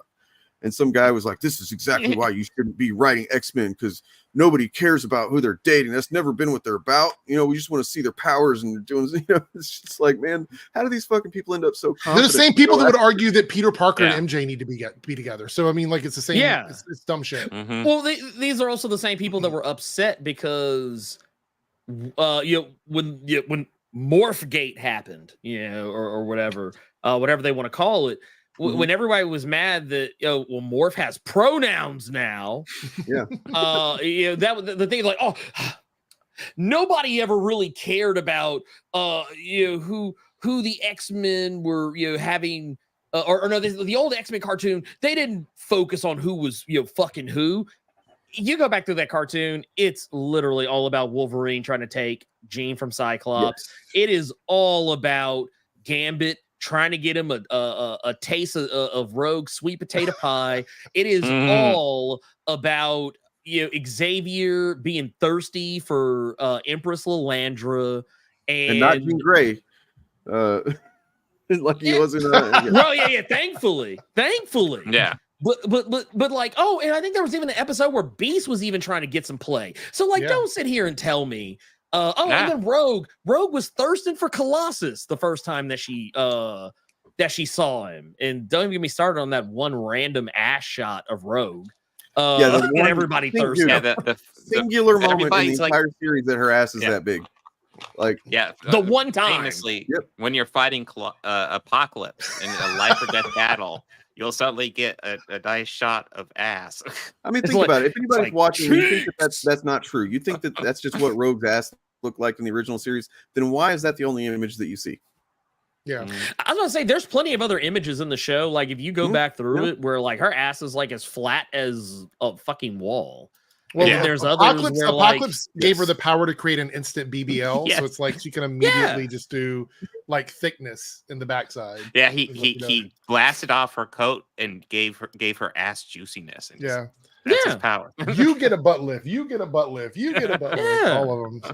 BBL's for everybody. But like, I'm sorry, but the X-Men are thirsty as fuck, like all the time. Even in the, I mean, like we literally just talked about it, right? Yeah. We literally just talked about when Jean first showed up at the school, and literally, I think the only guy who wasn't immediately like trying to get in Jean's pants, like the second she walked in the door, was Cyclops. Yeah, and that's largely because he wasn't in the room when it happened. I didn't know until recently. This is a YouTube short that I saw. This dude explained how Cyclops' name was just Slim for the first 3 issues. I think Slim might Summers. be right. They never called him Scott. They never said Scott. It was like that blew my mind, man. Blew my mind. Yeah, I mean, it has nothing to do with what we're talking about, but there you go. Well, I mean, still, that's like I actually never thought about that. It's been so long since I've read those ones. Before Giant Size X-Men #1, they don't exist to me. Yes. Yeah. Like they just like it's that one instance when people say, "Oh, if you go woke, you go broke." Well, apparently not, because Giant Size or X-Men. Sometimes you just start a fucking decades-long franchise that fucking makes racing a shitload of money, and is literally the most popular comic that like. I mean, I would even say probably in the same range as like your Batman and Spider-Man. Like I know people who are infinitely more interested in X-Men than either of those two things. Yep. Well, I mean, I will say my experience with comic books, like obviously, like they all like all the storylines are back and forth, but like there are some stinker Spider-Man storylines, and while there are X-Men storylines I've not been super thrilled with, I don't recall any like straight up stinkers. I bet I could think of some stinkers. You've read more than me, but yeah, if you gave me time to really just sit down and like think about it, I can come up with something. But here's the thing, though. I can count on one hand all the times I've read X-Men and they did something that made me go, I'm gonna stop reading this. I can count on one hand and still have 4 fingers left over. Spider-Man? Yeah. There have been multiple moments I've been like, yeah, I got to put you down, man. Yeah. Just in the 90s, yeah. No, just in the 90s. Like I literally like that. I'm Nino Brown in New Jack City. Like I have the gun to G Money's head, and I'm just like, oh, dude, the Chuck Austin. Ooh, it's bad. It's really bad. There's Comic Tropes has a video on it. If you want to know about it, it's not good. I'm good. I suspect it's a blind spot for me. I remember it vaguely, and that's for good reason. Now that I'm thinking about it, oh my god, is it not good? No, I will say I wasn't a fan of the original run of Ultimate X-Men. Back in the aughts when they did that felt like edgy just for the sake of being edgy. Yeah, no, I'm not a fan. I'm thinking more mainline stuff. If anything, because I saw a lot of people out here putting on the cape for Ultimate X-Men, like the OG shit, because of Peach Momoko's Ultimate X-Men, and I'm like, man, look, Peach did y'all a service. She actually gave you something that was readable. So I'm not gonna sit here and pretend like this Ultimate X-Men was popping. No, okay? Was that the run where Magneto was hidden inside of somebody, or Zorn or something like that? I think it was the character's name. Well, I mean, that was actually Morrison's art. Yeah, Morrison's run. Yeah, that was new. That's kind of a retcon that's happened too, because they wanted to. Because basically, like the way Morrison left Magneto at the end of their run was like, you can't use Magneto anymore. He's just like lost any kind of integrity at that point. So like they had to kind of like do some retconning to make it to where it wasn't really Magneto. I guess I'm not familiar with Chuck's run. I'm gonna have to look it up now since you guys say it's so bad. I don't remember. Yeah. Well, so I'm looking at Reddit right now, and somebody literally asked, so was Chuck Austin's run really that bad? And this first comment is there's some good ideas behind it, like the redemption of Juggernaut, which that's fucking good, and it's good to see that he's going to be on one of the X-Men teams coming up too, because that was like the coolest thing about oh man, Juggernaut actually got voted onto the X-Men, and then the next page, oh no, from the Hellfire Gala, things went to shit there, but I was happy for the guy. He's worked hard for it. But then apparently Nightcrawler had some kind of rapture plot. I don't know what that was about really. I just remember something about it. There was some weird stuff with Nightcrawler and his being a preacher and whatnot. Something about a fake pope. I don't know. Let's see. So I'm good on all that.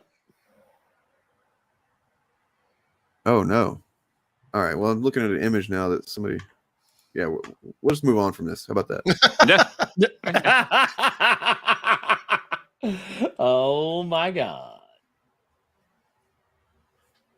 I mean, there's the whole like last few years of the No More Mutants era that was just a slog, man. Yeah. So, like nobody had any ideas that they were, shout out to like, was it Kieran Gillen was doing some work in that, and like whoever kept it going, they were trying their best, but just like the premise, like the whole, No More X-Men kind of, No More Mutants kind of thing limited the shit out of that book, and they took way too long to correct it.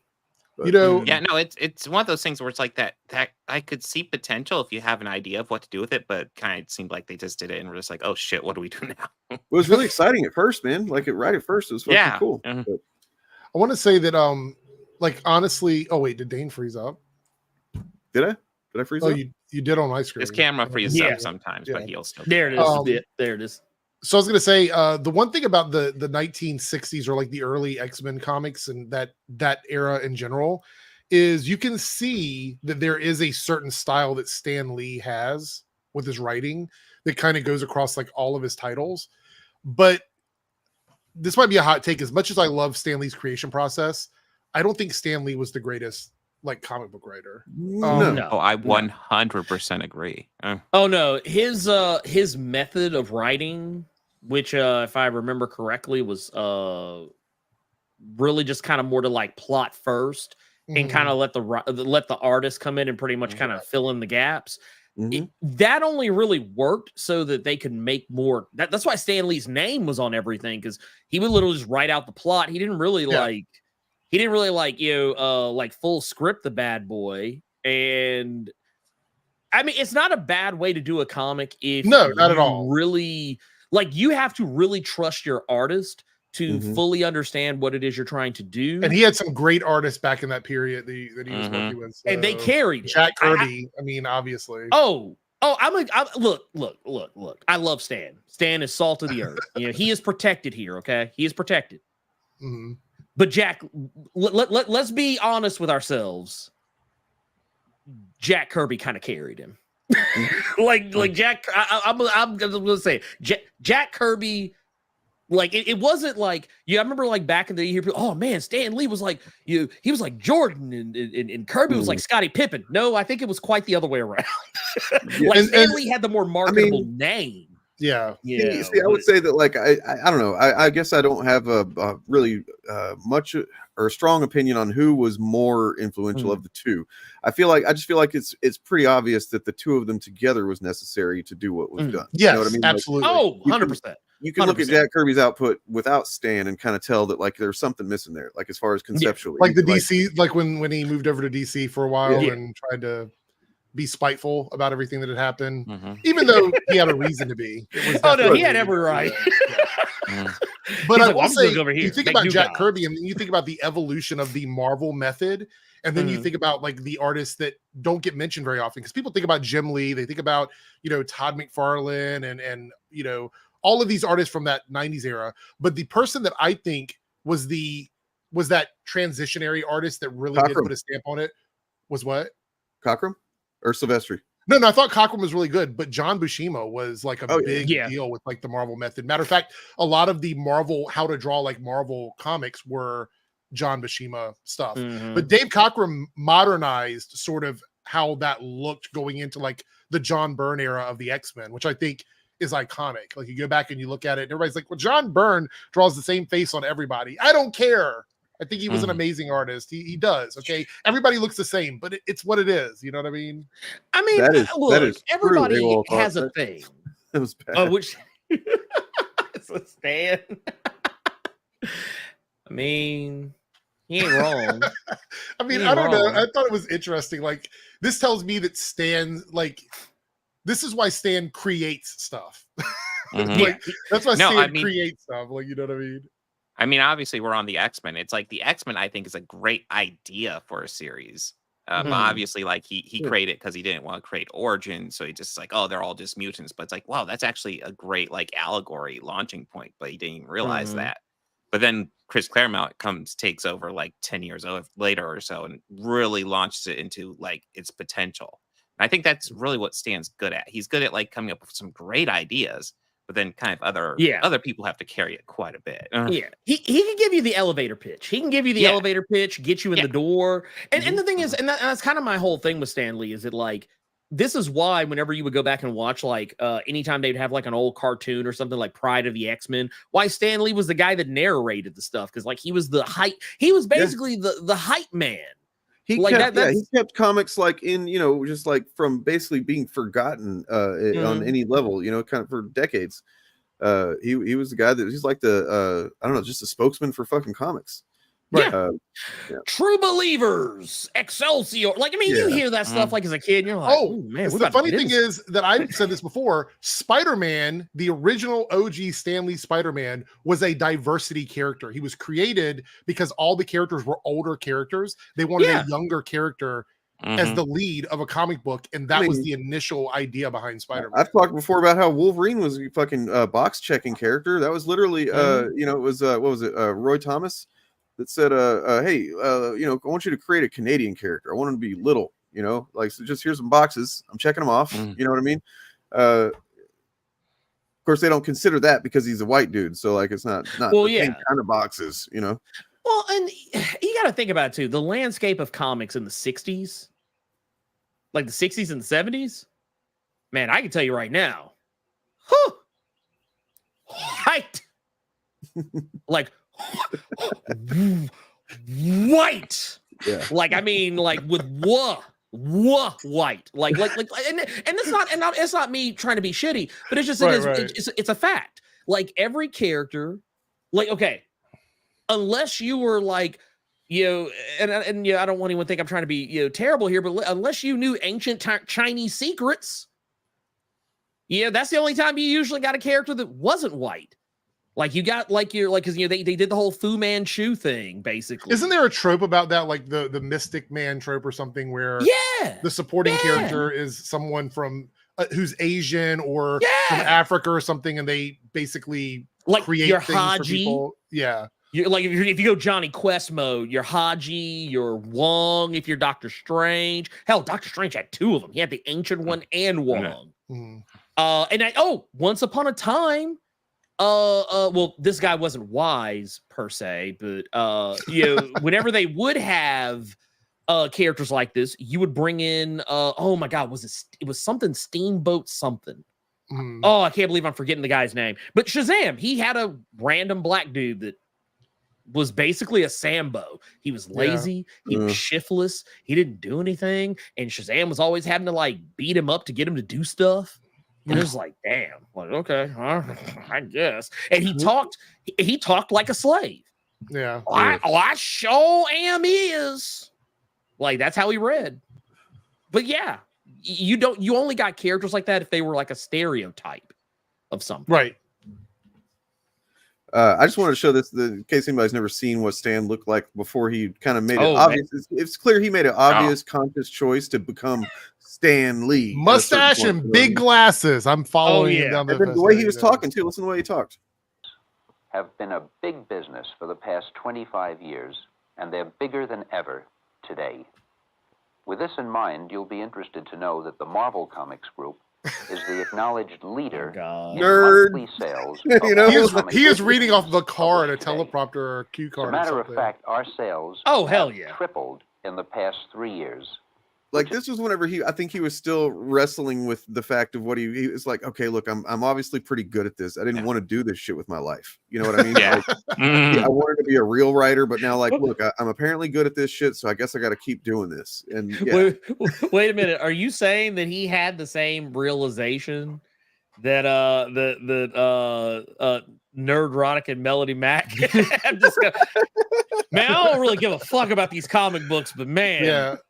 Yep. I sure can't talk about them. The difference is that he did develop a fucking passion for them and care for them, right? Like,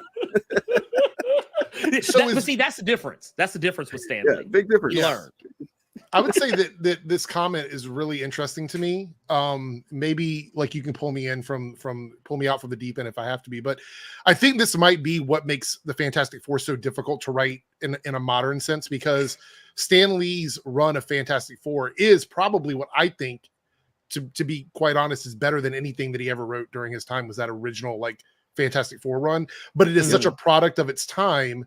It is really hard to like take that and just stick it in 2024 more so than any other property in Marvel. I think the Fantastic Four is one of the hardest ones to do. That's probably a big part. That's part of it, I think, but also just yeah. I was just gonna say Roger Corman took a solid shot at it. Rest in peace. Roger. Yeah, God rest his soul.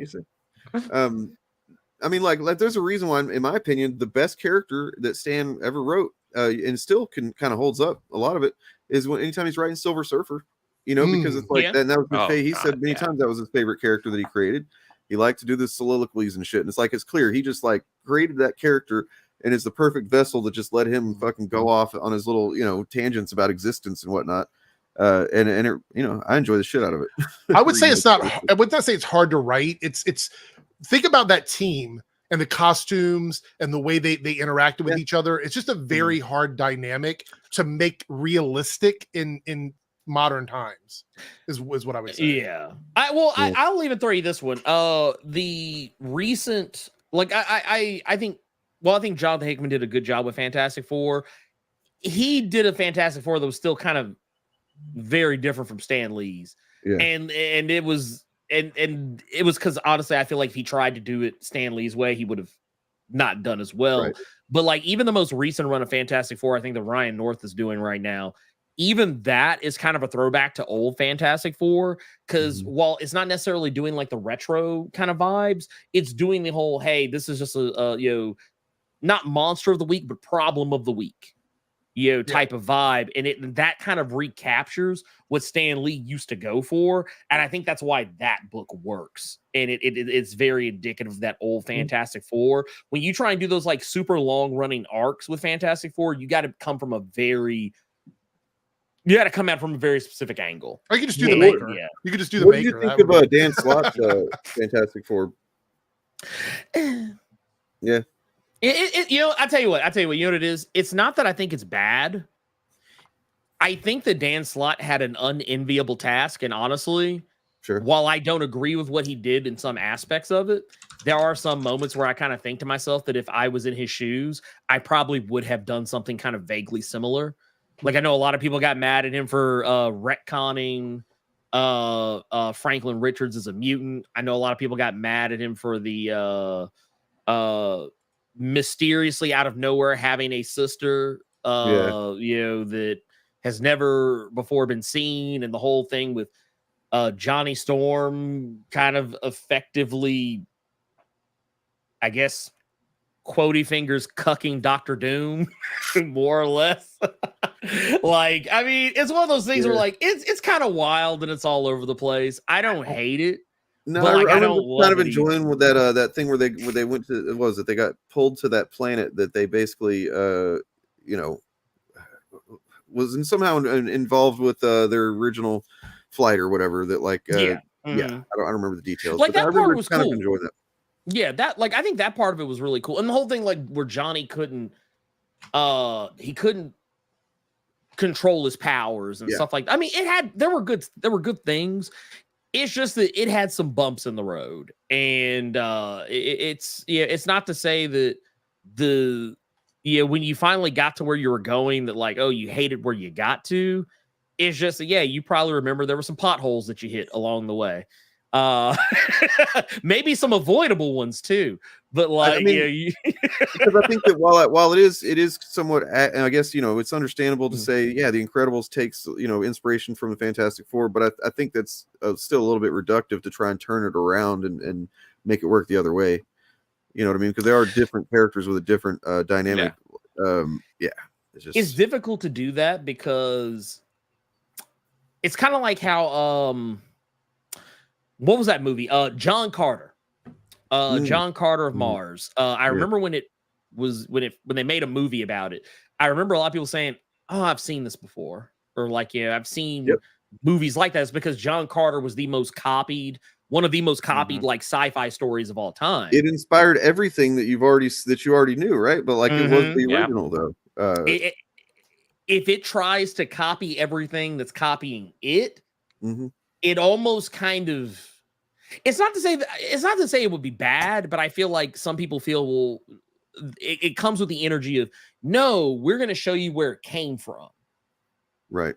And then you're going to think it's so much cooler. And it's like, no, I still like this other thing better. That's usually what ends up happening a lot of the time. So, you know, it is what it is. So have you guys seen X-Men 97? Yeah, I got a video here. I don't watch X-Men. If anybody hasn't seen it, there's spoilers here. This is just a quick recap of the season. Check it out.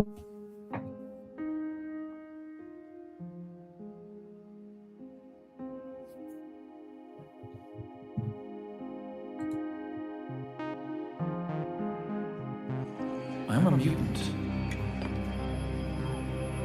Telepathy, mind reader, likely can control them too. Bend their will. Not bad, not bad. Now you. Metal. It bends to my will.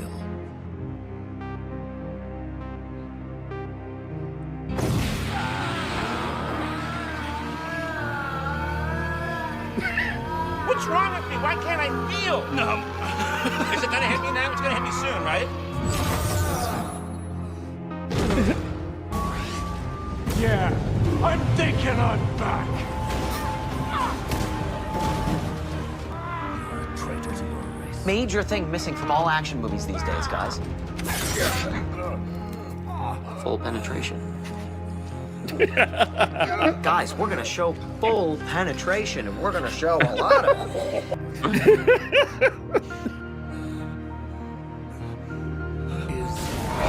Anakin! I have the high ground! No! Magnus! For the love of God, don't do this! What the hell happened here? I'm fine! I'm perfectly fucking fine!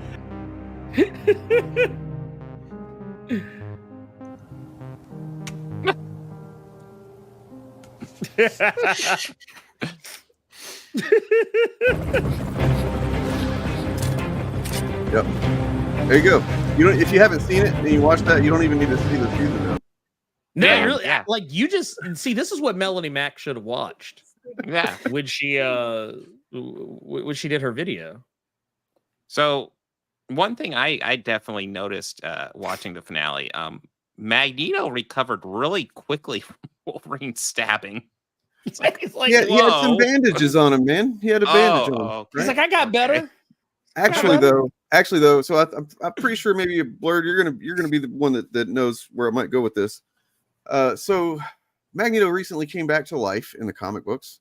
Yes, I read that, how he died is pretty interesting because the act that killed him happened a little bit before he actually died, because his heart was ripped out of his chest by a being that was like what was it called? What was his name? Uranos. Yeah, Uranos. He was an Eternal. He's like one of the original Eternals, and he they basically release him for an hour at a time, and he just fucks shit up. And they did that in the AVX or AXE Judgment Day thing.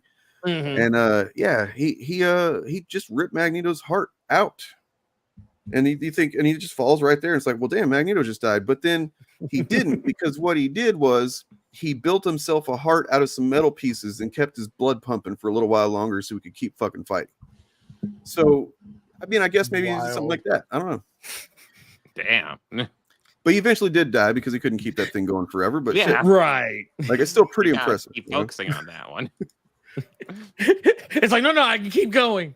I mean, I agree, man. I was like on the toilet when I was reading that and almost wanted to stand up and clap. Like I was. Oh yeah, no, I mean it was epic stuff. Like it was like it was an epic kind of gangster moment too, because like if you just kind of follow it along, he's going from issue to issue with no like actual heart. Yeah. I think he lasted like 2 issues, maybe. He went up with yeah, it was like one.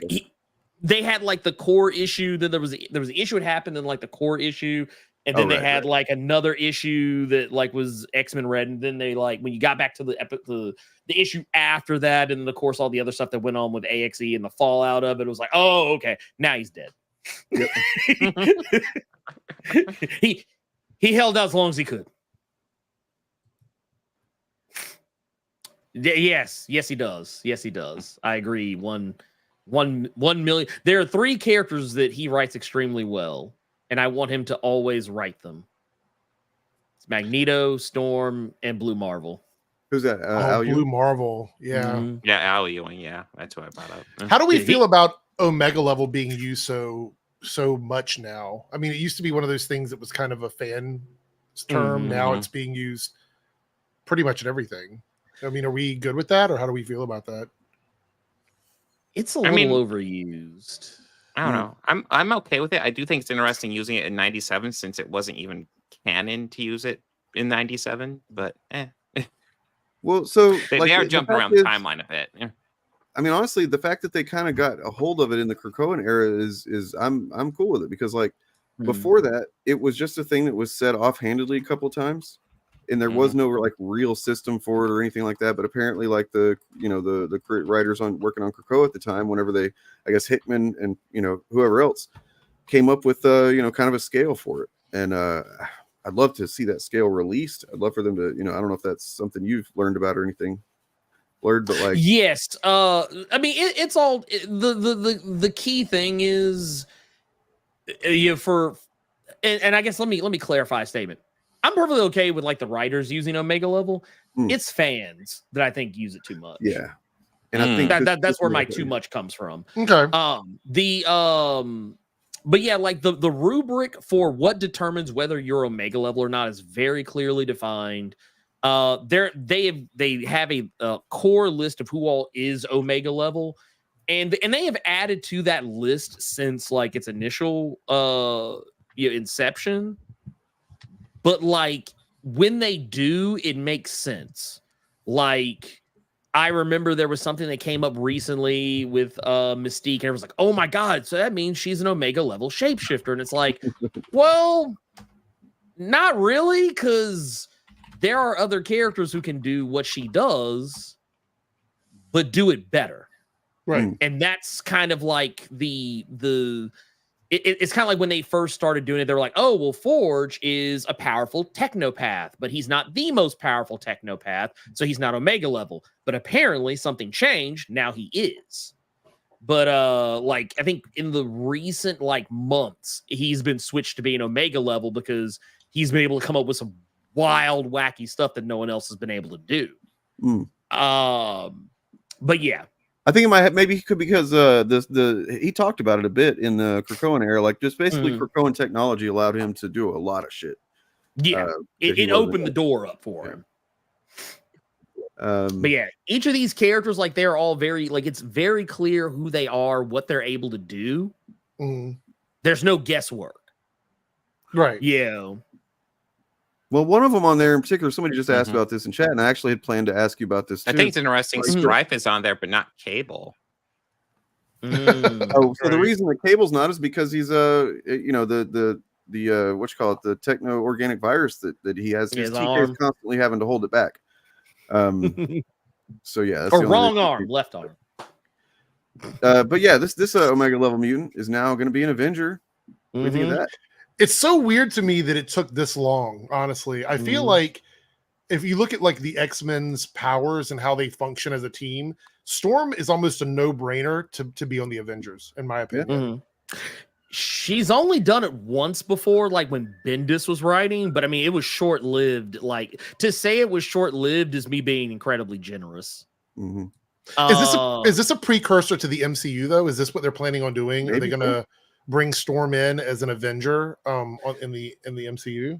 There's a lot of brand synergy going on as of late. Like I tell people all the time, like even the whole reasoning behind the shift away from Krakoa is largely I mean it's both equal in parts that okay, we finally got we kind of reached the end of our line with the Hickman stuff that we could do, and also general audiences don't know this stuff right here. So let's get to something vaguely familiar. Right. And to be fair, I saw a lot of people upset about this, which I thought was incredibly strange. I thought it was incredibly strange, but I think because of the wording. Jed McKay said, "Oh, she's amongst equals now," and it's like, well, yeah, because Thor is a literal god. Right. Yeah, like she can pretty much step to anybody on that team almost. I mean, I believe that she could take pretty much any of them. Yeah, well, and it's also when Storm, unless Jean's on the team. Yeah, Thor would be her biggest competition. Yeah. Right. Well, and you can't also discount the fact that Storm is usually the most powerful character on the X-Men. On any team she's ever been on. Look at where she's at right now in the story that's currently ongoing. The last time we saw her, she was fucking screaming through space with no fucking spacesuit or anything, coming to kick some ass because like the mutants are all having their asses handed to them by Nimrod, and it's just man, God. I mean, I know because I'm right there with you, Blerd, that like ready for Krakoa to be kind of done in a lot of ways, but like I'm anxious for a couple of clashes that are about to happen shit too. So. Like to see I want to see the end of it, and it's just I feel like it's run its course, and like I know that Tom Brevoort is not a lot of people's favorite person for one reason or another. I don't really have any skin in the game there. Let's say goodbye to DJ real quick, man. Thanks for being here, dude. Leave. Don't go. You're muted. Or you're talking to us, or okay. Why was I muted? Okay. Anyway, I was muted. It's everybody's dream is to mute me. But no, so everybody in the chat, hang out, support these guys. I don't know how much longer you guys are going to go on for, but it's going to be a great stream. Thanks for everybody being here. Thank you, Edgier and Blerd, for hanging out and chatting. I wish I could stay longer, but I have to go play music for drunk people. So everybody else in the chat, be good in the chat. Do not give them a reason to put you out for anything. So, all right. Give me a reason. Hey, take care, brother. No, I think I saw you say something about this fan casting that's been going on, right? Is it the one I think it is? Janelle Monáe. Oh yeah. I'm sorry. I love Janelle. I love her. She is pushing for it. I think she's a good actress. I don't know. I never thought about her in the role. I kind of agreed with what you said, though, man. Yeah. I love her to death. I stan a strong Black queen. Okay, love her music. She's beautiful. She can act when given something good. But look. I've had enough of the half-ass Storm. Okay, I want my Storm to literally be straight out the Serengeti. Okay, I want my Storm. Look, I want my Storm to be in the original packaging black. Okay, I want Storm to be so black the whites of her eyes are brown. Okay, I want that's the level of Storm I want. I want a strong African queen to play her. And it's not to say that Janelle Monáe can't do it. It's just that if I have my druthers, I don't. But and it's no shade against Halle Berry or Alexandra Shipp, who are both beautiful women, talented actresses between the both of them. I feel like that's not even far enough for him, right? Like Angela Bassett. I mean, I love Angela Bassett, but no, I want look. Yeah, and the thing is, it's funny because the energy is always so inconsistent with people that talk about these things. It's like I always hear people say, "Man, why don't they ever get an African woman to play Storm?" And I'm like, and then the first words out of their mouth are every actress that is literally just born here in the United States. Like their parents aren't even like direct like this. And I know where they're kind of coming from. Like, well, technically, she's black, so she's African American. It's like, nah, that's not what I'm talking about. I want somebody like, look, get me Lupita, okay? Get me Lupita, okay? Can we get me your Anna Diops and your Titi Badakis? I want somebody that at least has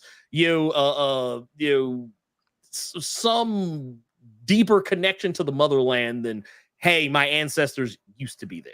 Yeah, it probably sounds crazy to say, but it just is. It's how I feel. I feel like the writing is what failed. I mean, yeah, Halle was probably just not the best choice, but like at the same time, the writing for Storm was not there in those movies, man. Yeah, they did not seem to see her as much more than just like say something. I guess I will say I feel like Storm did better than Cyclops in those movies, but yeah, the right. X-Men 97 has made me realize that I was kind of under Stockholm syndrome under those Fox X-Men movies, because it's like, God, the X-Men are so much cooler than those movies. No shit, I didn't realize it. Holy shit. You nailed it, Bob, because this literally has shaken us free from that fucking grip that those movies. Yeah. I mean, look, you got to give them their credit for being what they were for the time and stuff like that. But like, we are past that now. And it's hard to even go back and watch a lot of those movies just because we've evolved with what we, get from a superhero film these days. I still like the fact that Brian Peck is in them. I mean, I love the Deadpool movies, and then Logan is great, but like, I mean, First Class was fine, but like, God, Days of Future Past. Although I don't want. Thankfully, that movie was directed by no one. So right. Well, I mean, a lot. That's the problem too. Is like half of those movies are directed by just nobody that exists. Yeah. It just came into being. They were made by committee. Oh yeah, I remember that when that came out not long ago. Holy shit! Yeah, I forgot about that. Yeah, they respected Alex so much they wrote a fake script. Oh, that was awful. Yeah, Hallie, so here's how it's gonna work, Hallie. You're gonna come in and the children are gonna be looking up like, oh my God, won't somebody come save us? And all of a sudden Hallie comes down, the rain comes, and all the children. Yeah, you're totally gonna get that scene. You're totally gonna get that scene.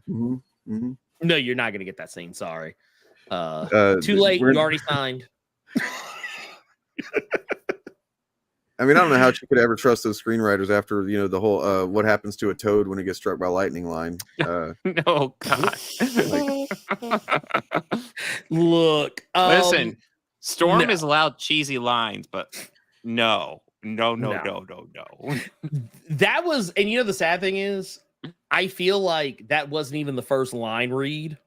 Oh, like I feel like that was probably like fifth, sixth, maybe even eighth line read by that point. And that I could see in her eyes she was tired.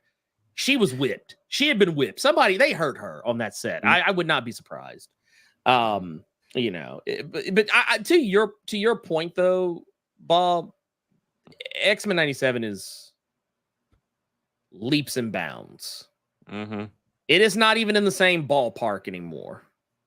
So it is not even the same sport. This is what I was about to say right when you showed up earlier, and I wanted to kind of throw this out for discussion. Like, I've seen a lot of people already talking about, so is this what the MCU, the films need to do? Is just basically just do whatever the show did? Well, I mean, I don't think that's really possible.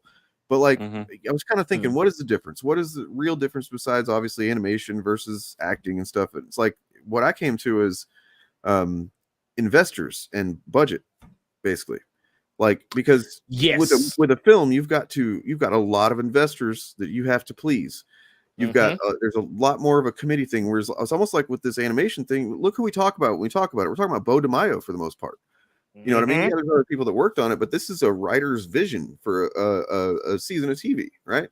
It's almost like more of an artistic exercise than the MCU films tend to be in a lot of ways. Yes. And I think that's probably what the difference is. What do you guys think?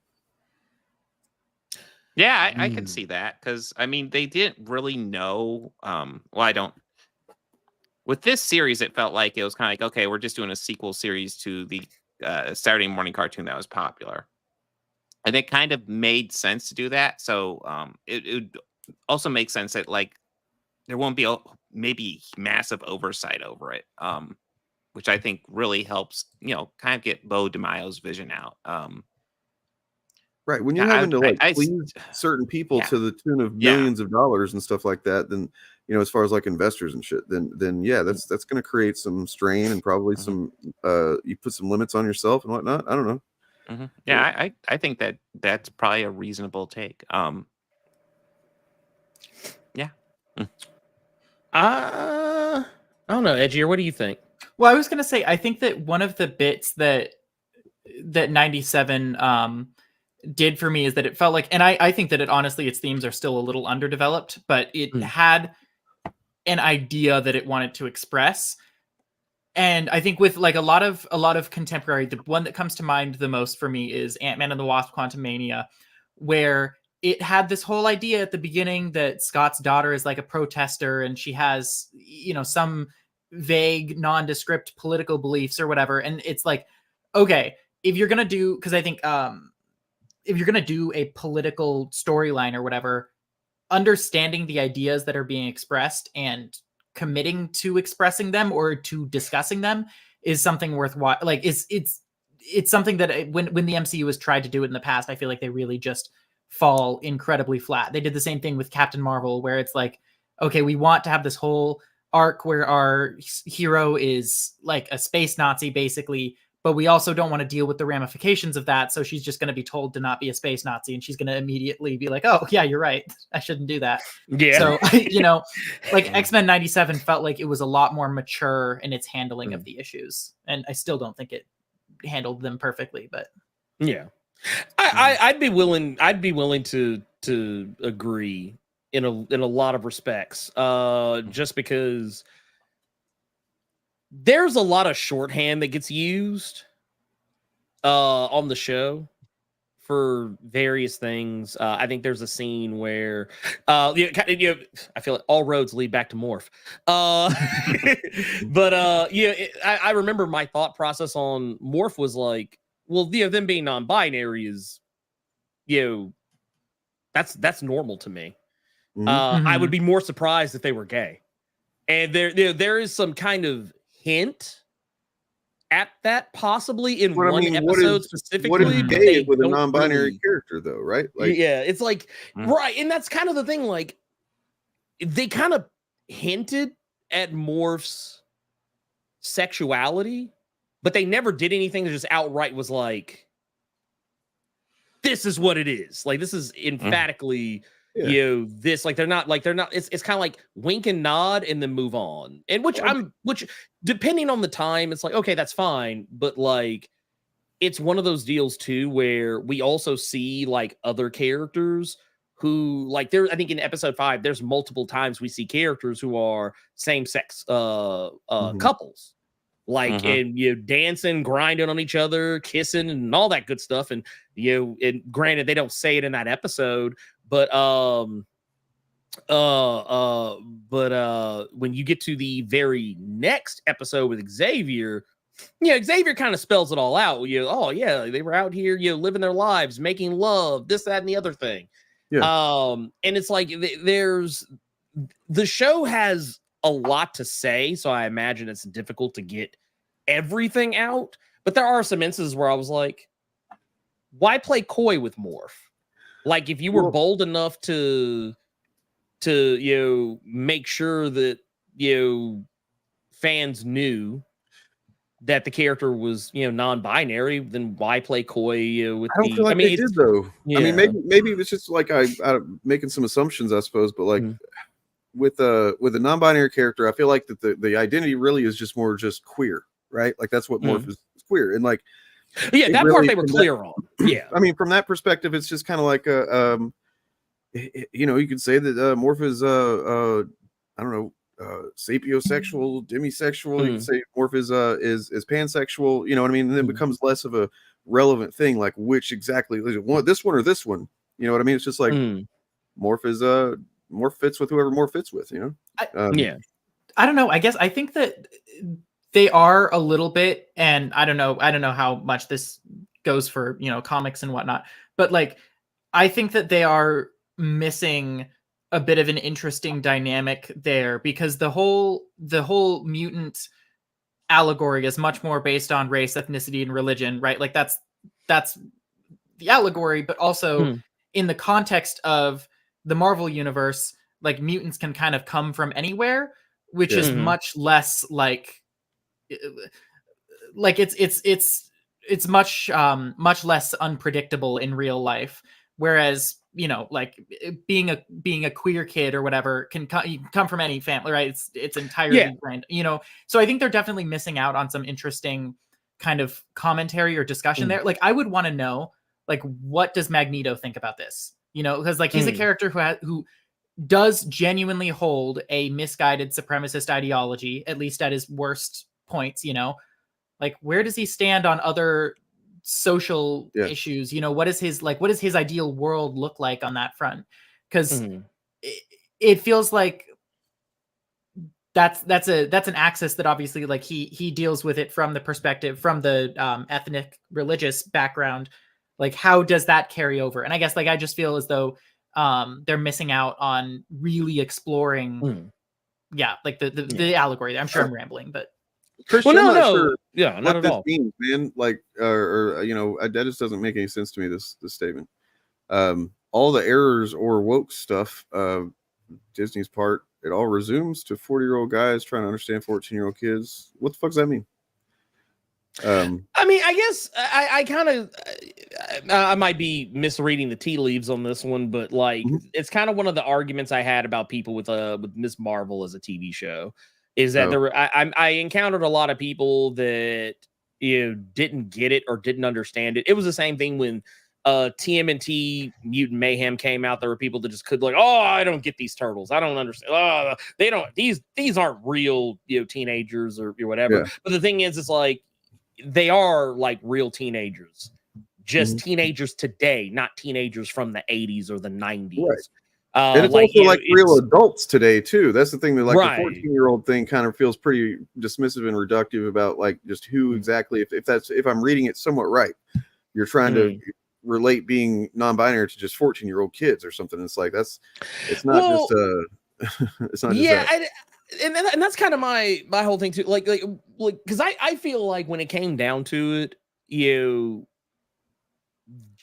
I didn't really expect them to put a lot of fanfare on Morph's like gender identity or rather lack thereof, because I was like, well, they do it just in how they address him or dress. I kind of feel like that's the point, right? It's like that was clearly There's something like, they it's say not a big deal. They're still they're part of the Yeah. team. They're doing cool shit. You know what I mean? It's just like that's what they're trying to convey. I think is that right. I mean, we only saw it's the once third the original episode that loses me in regards to that.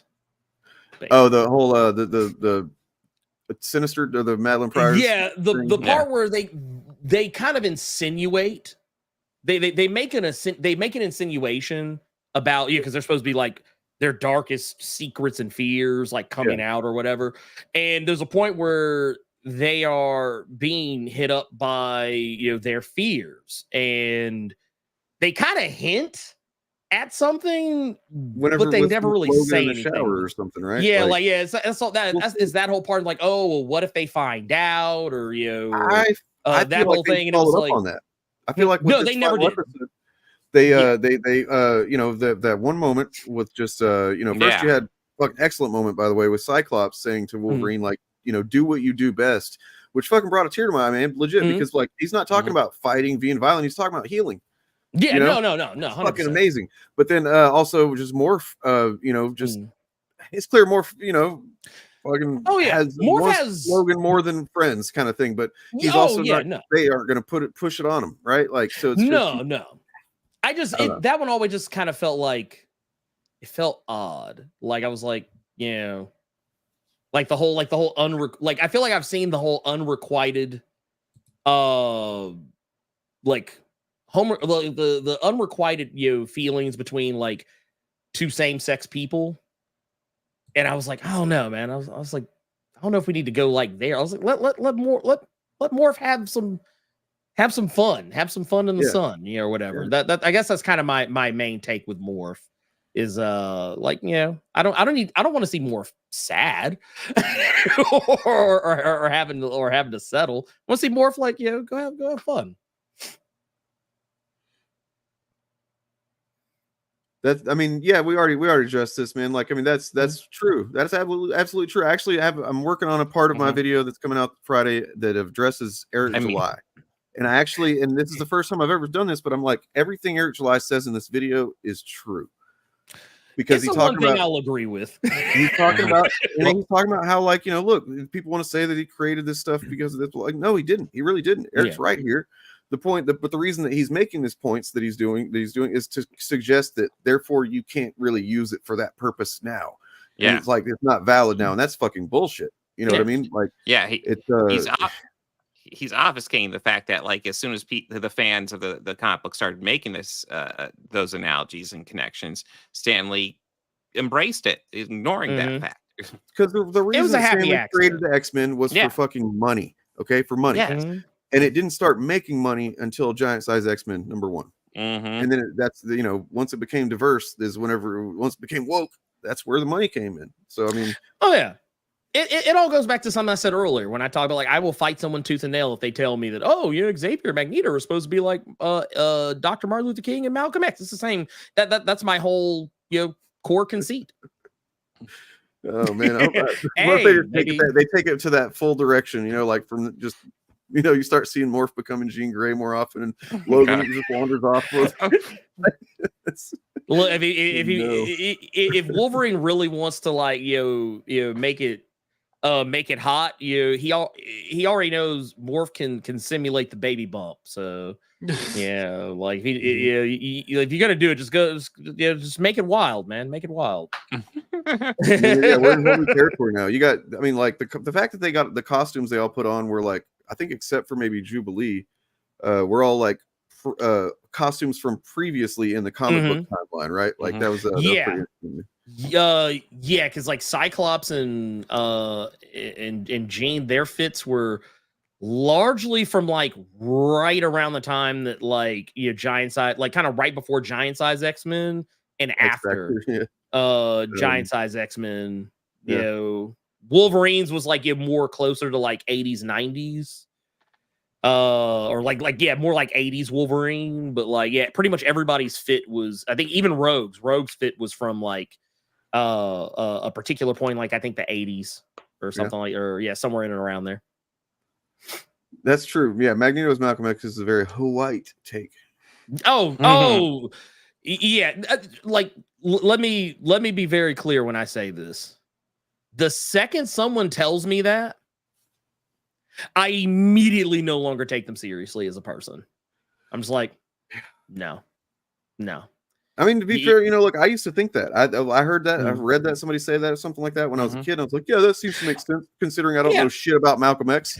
As a kid, yes. As a kid, yes. Like as a child, yeah, sure. Even as a young teenager, I would say, okay, let me put you on game. But like as I got older and I like fully realized what was going on, I was like, no. Oh God, no. Mr. Master Race himself, Magneto, could not be further away from Malcolm X if he tried. So, okay, let me ask this now. Because I'm always getting frustrated with like lefty takes on media and stuff, because even whenever they like have a decent analysis of it, they'll often seem to get pissed off at something because it just didn't come out and say capitalism bad or something like that, or because like just racism bad. Those people that the people that think that the Avengers are cops, you know what I mean, or they work for the status quo or whatever. And I'm just like, I don't fucking get that. Like they're not doing. I mean, very often they are at direct odds with like SHIELD and whatnot, and I don't like who else are you gonna call whenever fucking space Hitler comes out? It's a space. If the Avengers are cops, Superman's a cop. The Justice League's a cop. I'm sure everybody's a cop. Spider-Man, cop. Punisher, cop. So I mean, it feels like that sometimes That's some not people, awkward at all. they literally want the superhero to like overthrow neoliberal capitalism or something. Yeah, and just like that's what it seems like the only thing would satisfy them in some cases. And I'm like, what?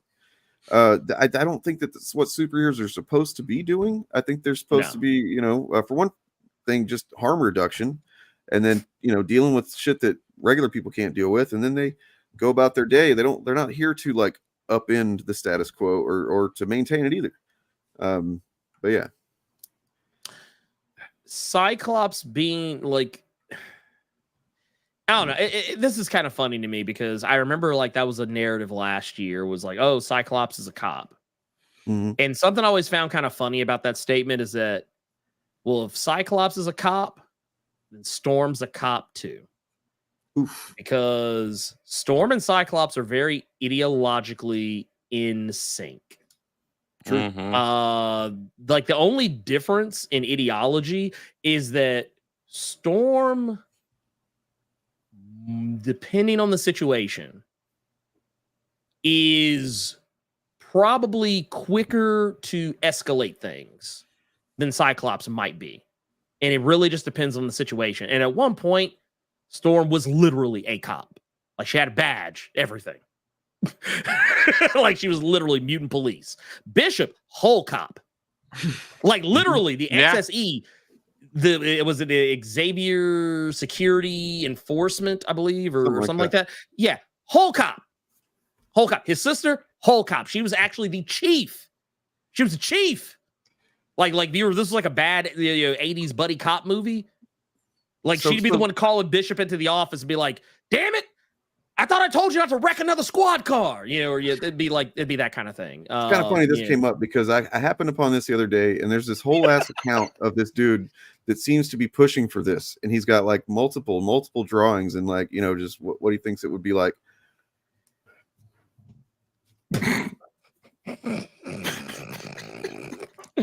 Spider Cop. So this is my headcanon now. This is Spider Cop now for now on. Why does he have handcuffs? It's like the one thing you would not need, right? I mean, he has webs. Like what is he gonna do with one singular pair of handcuffs? I guess if he runs out of webs, that does happen sometimes. I'm not trying to defend Spider Cop or anything, but like, wait, is that a whistle? Is that a whistle on his belt? I think that's a whistle. Like it, yeah. He can't blow the whistle. Why does he have a whistle? He cannot blow it. Also, where's his he body can lift cam? up his mask a little bit. Oh, well, that is fair. That is fair.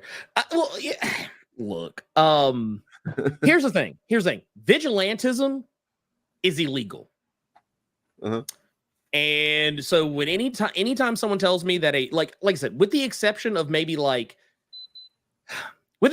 Punisher, and even then, I think that's even kind of a tough one to kind of really square just based on or have Spider Pig.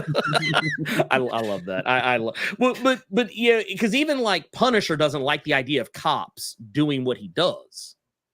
Yeah, like that's a well documented thing. Right. But like I feel like whenever someone like looks at vigilantes, people who are superheroes working outside of the law, I feel as though you're just saying cop because you don't like authority figures and you don't like people who are considered like it's kind of like what was it? I had this conversation with Kelly Thompson the other day about the character Blossom on Powerpuff Girls. That a lot of people typically don't find her as their favorite Powerpuff Girl because she's the de facto leader. And we as people tend to have issues with characters who are de facto leaders. Like it's why people tend to not like Cyclops. It's why people tend to not like, no one's favorite G.I. Joe is Duke. I mean, if it is, then I have no shade when I was a against kid, man, you, I was all about Raphael. I thought Leonardo was a dick. Yeah, no, and that's the thing. I think a lot of, like, when we were kids, I think a lot of us felt that way because Leonardo is still to this day my least favorite turtle, but not for the same reasons as when I was a kid. Right. But it comes down to it. Like, we don't like, I think in our heads, we don't like authority figures. Mm-hmm. We see authority figure and we think, oh, you think you're better than me. Or we think you're not fun. And it's like, well, like that's the only way I can kind of see it. But like, yeah, seeing like, yeah, if you want to, you could make an argument that like, during Civil War II, Carol Danvers was a whole cop just because of the whole pre-crime thing. But like, it's that it was a wide miss. It was a wide miss. It was probably one of the greatest moments of character assassination I think I've seen in recent years. I've never read Civil War II, and everything I've heard about it tells me just keep it that Man, way. it is not good. It is like it fucks up a lot of stuff. Don't even get me started on it. But what happens with like Bruce Banner and yeah. It is called character assassination, the comic. This is what it is. In a couple of cases, literally that, but also, figuratively for a lot of characters. Like both figuratively and literally is character assassination. But I will definitely say now, adult Mikey is the fucking best turtle, right? Like, I mean, especially Last Ronin. I'm sorry, I don't want to spoil anything for you. No, it's Donatello still. No. Oh no, Donatello since day one for me till this day. Wow. Oh, thank you, Blerd. I don't usually have much Donatello support, man. I love Donatello. Oh no, I love Donatello. That like I am an unironic lover of Donatello in all that entails. No, I just know that his place is also not at number one. That's all. Hey, I love him enough to know where he belongs. I was leading to Last Ronin, and I was like, man, don't make me read issue 4. I can just end it with issue 3, and then like Donatello's just off somewhere. I'm fine. When they just recently wrapped up the IDW series before the relaunch, I remember when I did my video for it, I was like, look, if you are not a fan of Donatello, this book is probably going to be 0 out of 10 for you. Because this book is pretty much all Donatello. I was like, issue 150 is literally almost 60 pages of Donatello. Shit. I need to read that tonight. So I can cover it it's like the whole end story arc is primarily Donatello. Nice. And this is Holder, man. That's just facts. Mm-hmm. Oh yeah, the only good thing about Civil War II, that is true. Well, also, man, like I don't know if you've ever read those. What was it? No Surrender and No Road Home or whatever. Mm-hmm. Yep, that shit's good. Like those are enjoyable ass Avengers stories, man. And that's where Immortal Hulk first made his debut. Al Ewing, stuffed him in there. That was pretty cool. But anyway, sorry. It was fantastic. It was fantastic. It was. The only bad things I can say about them is that the characters that they introduce don't hang around. Sure. That's the only bad thing I can say about it. But like, yeah, no, they were great stories. And I'm sorry, but if they're cops, I would rather them show up than no one at all to come save me if I need someone to save my life. That's the thing, is that I think like there's definitely room for commentary on the way that superheroes or the Avengers specifically are like upholding the status quo. But I also think, and this is something that I try to explore like in my own writing and stuff like that, is that like if you had this person with superhuman abilities who was deciding to shape the world with their, to whatever they think is right, even if you agree with them, like would you really ever be able to trust that or be comfortable with that? Right. And so it's like, okay, I can see why someone would want want their superheroes to do more to change the world or whatever, but like how does one decide whether or not that's it's such a hard road to go down. Well, because you make a choice. You make a choice at that point, and that choice, if it's always going to be against someone else. Like someone else is the question of whether or not you should be able to make that choice. It's the reason why the independent route in New Vegas is such a difficult one for me, is because it's like, okay, who gave me the right to decide that this is how everything needs to go, even if most people would agree that the decisions I'm making are right. And so I don't know, it's really difficult, because I don't think that there's any way to make a perfect ideological win in a story like that, because superheroes don't exist, and them existing would throw a huge wrench into the way that we experience the world in so many different ways, that to accurately represent that would require making them incredibly hard to relate to, I think. So that brings me to what I think the point of these stories that have these commentaries is, and that's not, it does seem like some people anyway want it to literally spell it out and to tell them like this is how you should do it. This is what superheroes would do. Here's how you're going to remake society or whatever. And it's like something like this, X-Men 97 is a perfect example, because is it trying to say that Professor X is right, or is it trying to say that Magneto's right? And I don't think it's either one of those. I think it's trying to get people to have conversations and to think about these things.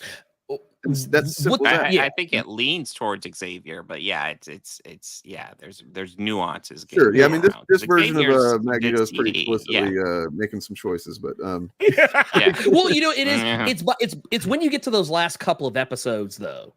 Like you're like, okay, all right, maybe he's a little off. He represents a real thing. He represents, marginalized, oppressed people that act out of trauma, and you know what I mean. And just fucking, it's like it's why we still understand where the dude's coming from, even though it's like, man, you should have done that. But like, shit, I get it. Like the stuff that happens in the episode, the finale with Captain America, like, and it's something I feel like maybe probably flies under the radar for a lot of people, but you can tell looking at Captain America, like, he does not want President Kelly to make the decision that he is about to make. And I mean, while on paper, yes, he could strong arm President Kelly. He could literally take over the entire war room and say, no, we're not shooting missiles at Asteroid M and endangering, everyone. Even King T'Chaka says as much, like, you better hope that this works out, because history is like cool line about people will come to think what we did was right, but like he said, people who live through it are not going to see it that way. And like you see Captain America's face, like when Kelly says, no, we're going to do it, and he looks it's like that moment that you could see the Captain, like if you could I guess headcanon it is, this is Captain America before he discovered the "I believe in the dream" speech. Like, this is a Captain America that still thinks that his government can do right. Yeah. And now he's like, like this is not the same Captain America that would have started Civil War. Like, this isn't anti-registration cap, but he is anti-registration now. You know what? Hot take, Head Ninja. Thanos was right in theory, just not in practice. Yes. So overpopulation is an issue. But if you have a gauntlet, it's more like allocation of resources is the issue, I think. I don't know if Well, getting to the point, if you have a gauntlet that lets you do whatever you want, maybe killing half the people shouldn't be option one. You've got a limited imagination if that's where you go with it, right? Like, it sounds like you just want to kill a lot of people. I want half of the universe's population to have all the resources they'll ever need to survive. Like, even if you were that limited in your thinking, that would be the better route than just kill everybody. Here you go. Get out of here. Get up out of here. Why don't you just make like twice as many sandwiches, dude? Come on. Like it's that simple. You say, hey, I want there to be 5 times more sandwiches in the world. Yeah. Nobody goes hungry. Like, the universe has 5. Like, you have to say 5 times. It could just be, I want there to be 50% more pizza in the Costco's pizza in the universe. Yeah. Everybody's good. I mean, Bob of the old ways. I think that's what we're generally saying, but it is just funny to think about him like doing it's like a specific thing, like a Costco pizza or like a everybody gets Jimmy John's sandwich. Well, I don't know. One of the things that kind of gets me, and this was something that I had a problem with in X-Men 97, had a problem with Thanos or whatever, is that like I get that they need to have their like action and exciting set pieces and stuff, but I feel like there should have been more conversation to that end, both with Thanos, like people, trying to like reason him out of it or whatever, and like him making shit ass arguments to defend his position and everything. And the stuff with like, I felt like X-Men 97 never really had a good response whenever Magneto pulled the like tanks card. Like anytime he was like you weren't there for the, for the boots and the tanks and stuff, like there is a good response to that, but I didn't feel like the show was able to like carry that conversation on long enough. As that was one of the things that got me is I mean, sorry. Well, I guess like, because I mean, in practice, Magneto just wants to be the person with the tanks. And that is understandable. It's like it kind of reminds me of this is such a random comparison. I think it was Community. Like when Jeff was talking about why he became a lawyer and how he was saying like when his I think it was when his dad left or whatever, like the person he respected the most in the room was the lawyer. And like that's obviously to a completely different extent, like the kind of thing that Magneto is going through. And so like that's the reason why it's wrong, why the things that he's doing is wrong, besides the supremacist ideology stuff that I feel like someone should have like actually said something about, but is like he wants other kids like him to experience exactly what he experienced, or at least even if he doesn't want that necessarily, like he's fine with it happening again. And so I don't know, like it feels like that conversation could have gone on longer. And I don't know. Anytime they bring up the whole like, oh, and humans are our genetic inferiors, I'm like, is someone gonna say something? Like, is somebody gonna like, does anybody have anything to say about that, or do we all like agree with that? And we're just like, yeah, but like, I think there's kind of a tacit agreement of like, look, even Jubilee, she can make cool sparkles, man. That's pretty awesome, like show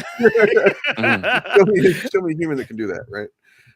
Right. I mean, it's my whole thing with that too is just the fact that like I feel like they had much more to your point, Edgy, is I feel like they did use the talk no jutsu method. They just used it on the wrong character. And that being Bastion. It was like they tried harder to rationalize with Bastion than they did the person who probably they should, like the person who like probably they stood a better chance. He just spent some winning time over, trying to do a legit attempt at being different, right? Like to try before everything went to shit. But like he was trying, they could have used that on him. That moment, I guess, if I had one criticism of the finale, it would be that it's just kind of like, look, Cyclops, okay, I get it, man. Like I get, right, but like this is where you're choosing that to do that. You know what I mean? With Bastion, really, the dude that's basically he's already killed how many people? Just come on, just get rid of this dude. I don't know. There was a piece of me that liked that in the really like idealized, like this is what superheroes should be kind of a thing, where it's like when they're actively shooting at you, you kind of have to shoot to kill. But they like at that point, like I feel like he realizes he's already won. Like there's no, and so for me, like there was just that where I'm like, okay, maybe pragmatically, it was the same thing like with Storm, where she was where they were designing a device to like take out Bastion's powers, and she was like, no, don't do that. And I was like, maybe do that a little bit. I understand that this is a sensitive subject for you, but I would have liked it better. I think I would like. I had that same thought too. Yeah, like it's. You know what I think it is? I actually didn't mind so much they tried to talk to Bastion. I just wish that they didn't try it multiple times in the same like episode. Like I feel like Bastion's the type of character you give that dude one shot. Like because you already know he's not gonna go for it. But like if they would have only done it at the end, I'd have been like, oh, okay, cool, whatever. But it was like, you're talking about a guy who, as a little kid, had a painting on the wall of the genocide he was going to do one day. Yeah, I don't know that there was a whole lot of reasoning with this guy. Like, well, I mean, you make the offer. Like, I think it's actually a good thing when superheroes do make an attempt, because like I say this all the time about other superheroes and their supervillains. Like, I am way more okay with a character like Spider-Man looking at someone like a Rhino or a Shocker or a Scorpion and being like, okay, look, let me level with you. We can keep doing this dance over and over again, and you're just gonna wind up in jail. Look, you got powers, you have abilities. what if he just tried to do something better? Like that conversation is like, I'd eat that shit up. But it's when you try and do that shit to like Green Goblin. Yeah. Like your more maniacal villains who like can't normally be reasoned with. Like that's usually the moment I'm kind of like, you going to listen, Joker. Let's sit down and have a reasonable conversation. Hey, I mean, look, Greg, I see what you're saying. I would think this more applies to like Decimation era Scott than this version of Scott, though. Like, because what was he doing to really lose his humanity in this show? We're talking about like Decimation X on his face, Scott. Then maybe, after he murdered, what I was kind of seeing there, and what I appreciated about it was the fact that they tried to appeal to Bastion in two completely different scenarios.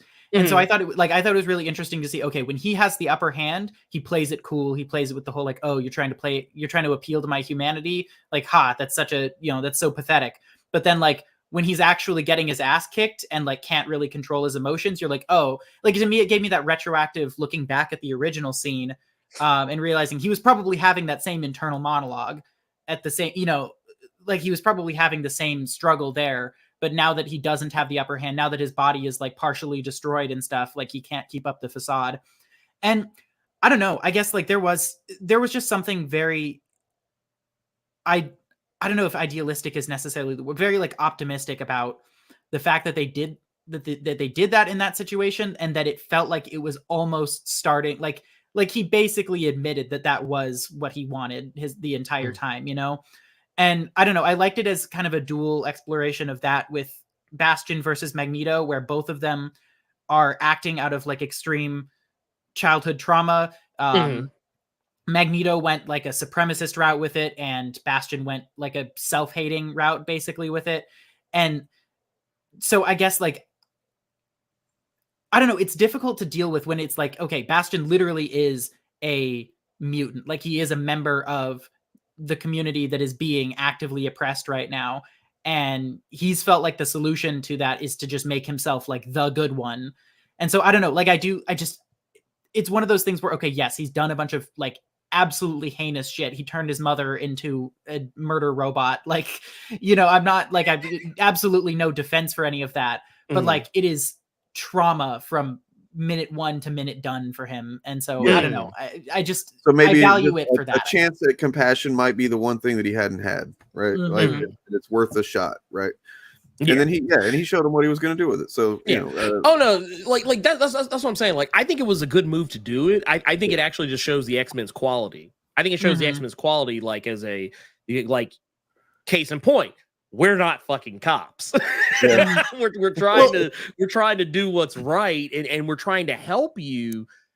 And I think like it was something I thought was cool to see. It just I think what they should have done is I think they should have lumped it all in. That had that larger conversation at the end, maybe when the base isn't exploding. Right. Yeah. True. I don't know. I guess like there's a what I'm thinking is that for me, my ideal version of, I mean, the X-Men or superheroes or whatever in general is that like, okay, when they are completely like they have the low ground and are failing, like they're trying to appeal to the villain's humanity. When they're on like equal footing, they're basically fighting each other. And then when they have the high ground, they go back to trying to appeal to this. Like, there's just something so like, I don't know. There's just something like really beautiful to me about that. And I can't really put it into words necessarily. Well, no, I totally get where you come from. Like it's better than the beat them down. Yeah. It's better than trying to like just, oh no, I'm just going to kill all of you. Yeah. It's, there was really, honestly, that whole kind of beat, that story beat was weird to me, and I'll need to watch it again to kind of like, but like he's holding up like the leg of the Sentinel, right, that shows up, and it just, I don't know, something about it felt weird, like it was a weird moment to me. I didn't quite understand what the stakes were supposed to be, like what was really I don't know, gotta watch it again. But yeah, I mean, at that point, I mean, the X-Men knew they had him beat, because I mean they were literally about to light him up, and you see how like Jubilee's got the sparklers ready. Jubilee got every like Rogue is, she's cracking her knuckles, like she's getting ready to like literally put paws on him, and everybody's got their powers ready. Like they could have they literally could have like ended him like right then and there. But so I think that was kind of why like that's why I said I totally agree with the sentiment. Yeah. The Edgy was talking about in regards to like, you know, taking that moment. Like it just I wish I do in a lot of ways wish it would have went better, but I did also kind of like it that Bastion went down swinging. Like I love to see a villain like get the opportunity to change, but I also just as easily like to see them like be like, nah, I'm good. Yeah. Like they could take it, but if they turn it down, I'm like, I respect it. You guys been paying attention to this this daily posting of that Mark Brooks has been doing with the Disney-fied X-Men characters? Oh, I've seen some of those. I've seen most of them. He's got like his goal, I think, is on like 80 something. He's got oh my god, 40 something at this point. I don't even know what characters he has left, but I don't know. He's a mad cool. lad. Pretty cool. He must have found some kind of formula that works pretty. I mean, I'm sure it's much easier than his normal process, but like, yeah. I'm willing to gamble you are right. Because as a person who does a lot of drawing, it is like that is not a simple, especially with the level of color that he's putting behind it. That ain't easy. But he's also a pro, so right. You know, and this is his job. So I mean, I guess yeah, but still, like, I tell you what, it does do. It makes me wish that there was a Disney Plus series somewhere. You know, that was this. Like, you could just have the Disney X-Men. Like, it's not X-Men 97. It's like just this. Disney's X-Men, yeah. You can put it on right after Gargoyles, yeah, or whatever else, yeah. And then also, so I was looking at this. There's a Screen Rant article that says all 21 Easter eggs or cameos, or whatever the hell, from episode 10. And I was just reading through it. I'm like, okay, yeah, I saw that. I noticed that. And then it gets to where's Bastion in his final form, kind of thing. And it says, listen to what it says. Taking Cable's cybernetic arm from the future, Bastion uses it to upgrade his own armor and systems. This gives him deadly wings that ultimately resemble the pointed armor shoulders of Onslaught. Another team, like, but that's not. He had that look in the fucking comics. Bastion did. He had that in Second Coming.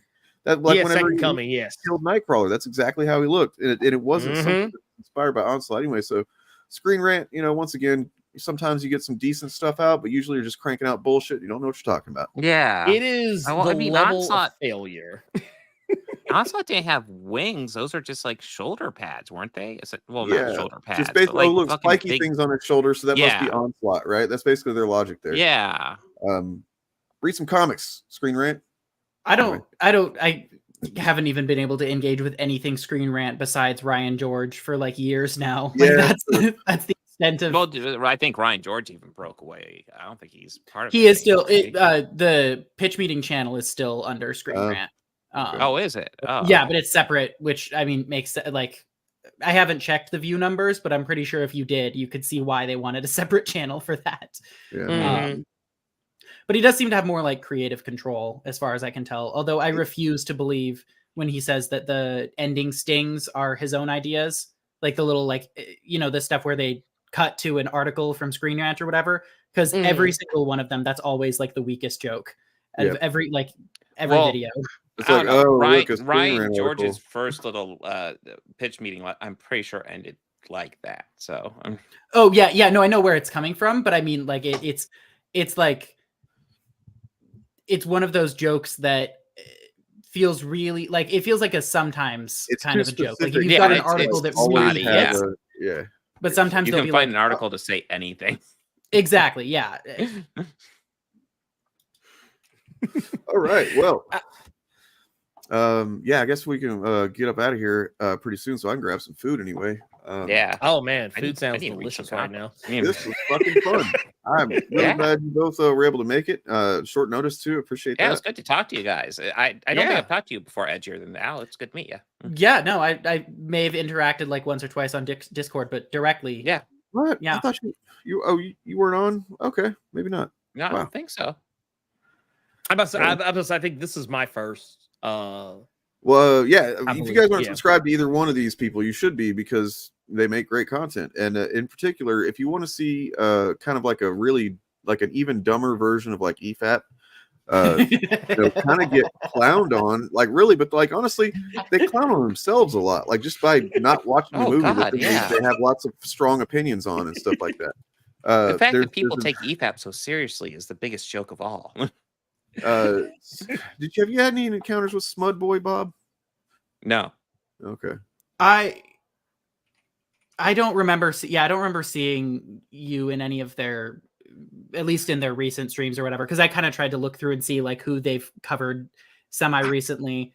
I'm apparently mentioned as like I'm blacklisted from their shit, like their Discord server and stuff like that. I don't even know what I did.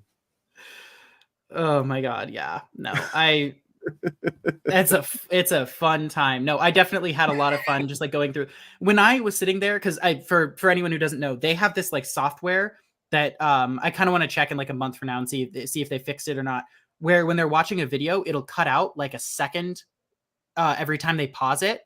So and they never rewind, like ever.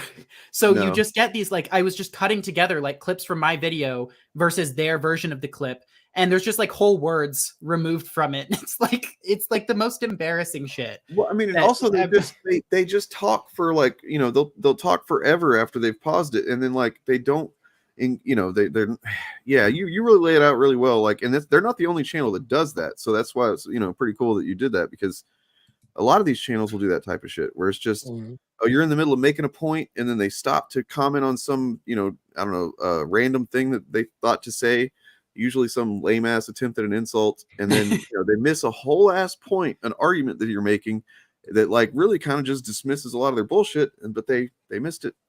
You know, their audience doesn't pay attention to it. They don't ask them for more context, nothing like that. It's I've had people criticize me before, and like, you know, obviously I disagreed with them because they're criticizing me, or, you know, they're like talking about me on stream or whatever. And I usually am like, oh, you know, I probably could have done that better. This was the first time where I watched 2.5 straight hours of something about me. And the only thing that I could find that was even remotely worthwhile was the fact that my audio was fucked up in one bit. I was like, not a single good point. It was unbelievable. Where's do you happen to know offhand, like right around where it is that you're like, what's the funniest possible thing? Because I think I do that a couple. I said that a few times. Yeah. Oh, I want to say there's definitely a bit of it like earlier on. Yeah. So I just watched this video, guys. If you want something entertaining and just fun, I had a good time watching it again last night. But yeah, there's. You're like, they just have these very specific defenses of Critical Drinkers' take on the movie Midsommar, and they're going off for a few minutes about it and stuff like that. And this is what the movie's about, blah blah blah. And then you're like, what is the funniest possible thing that these guys could say next? And then it's that I haven't seen the movie, but blah blah blah blah. You know, like they haven't seen the fucking movie that they have. And what's the thing about that they think that if character is smiling at the end of a movie, then oh my fucking god, no, okay, good, so happy ending. This blew my goddamn mind. So the argument was at the end of Midsommar, spoilers by the way, the main character, after witnessing something really horrible, has this like really creepy smile on her face.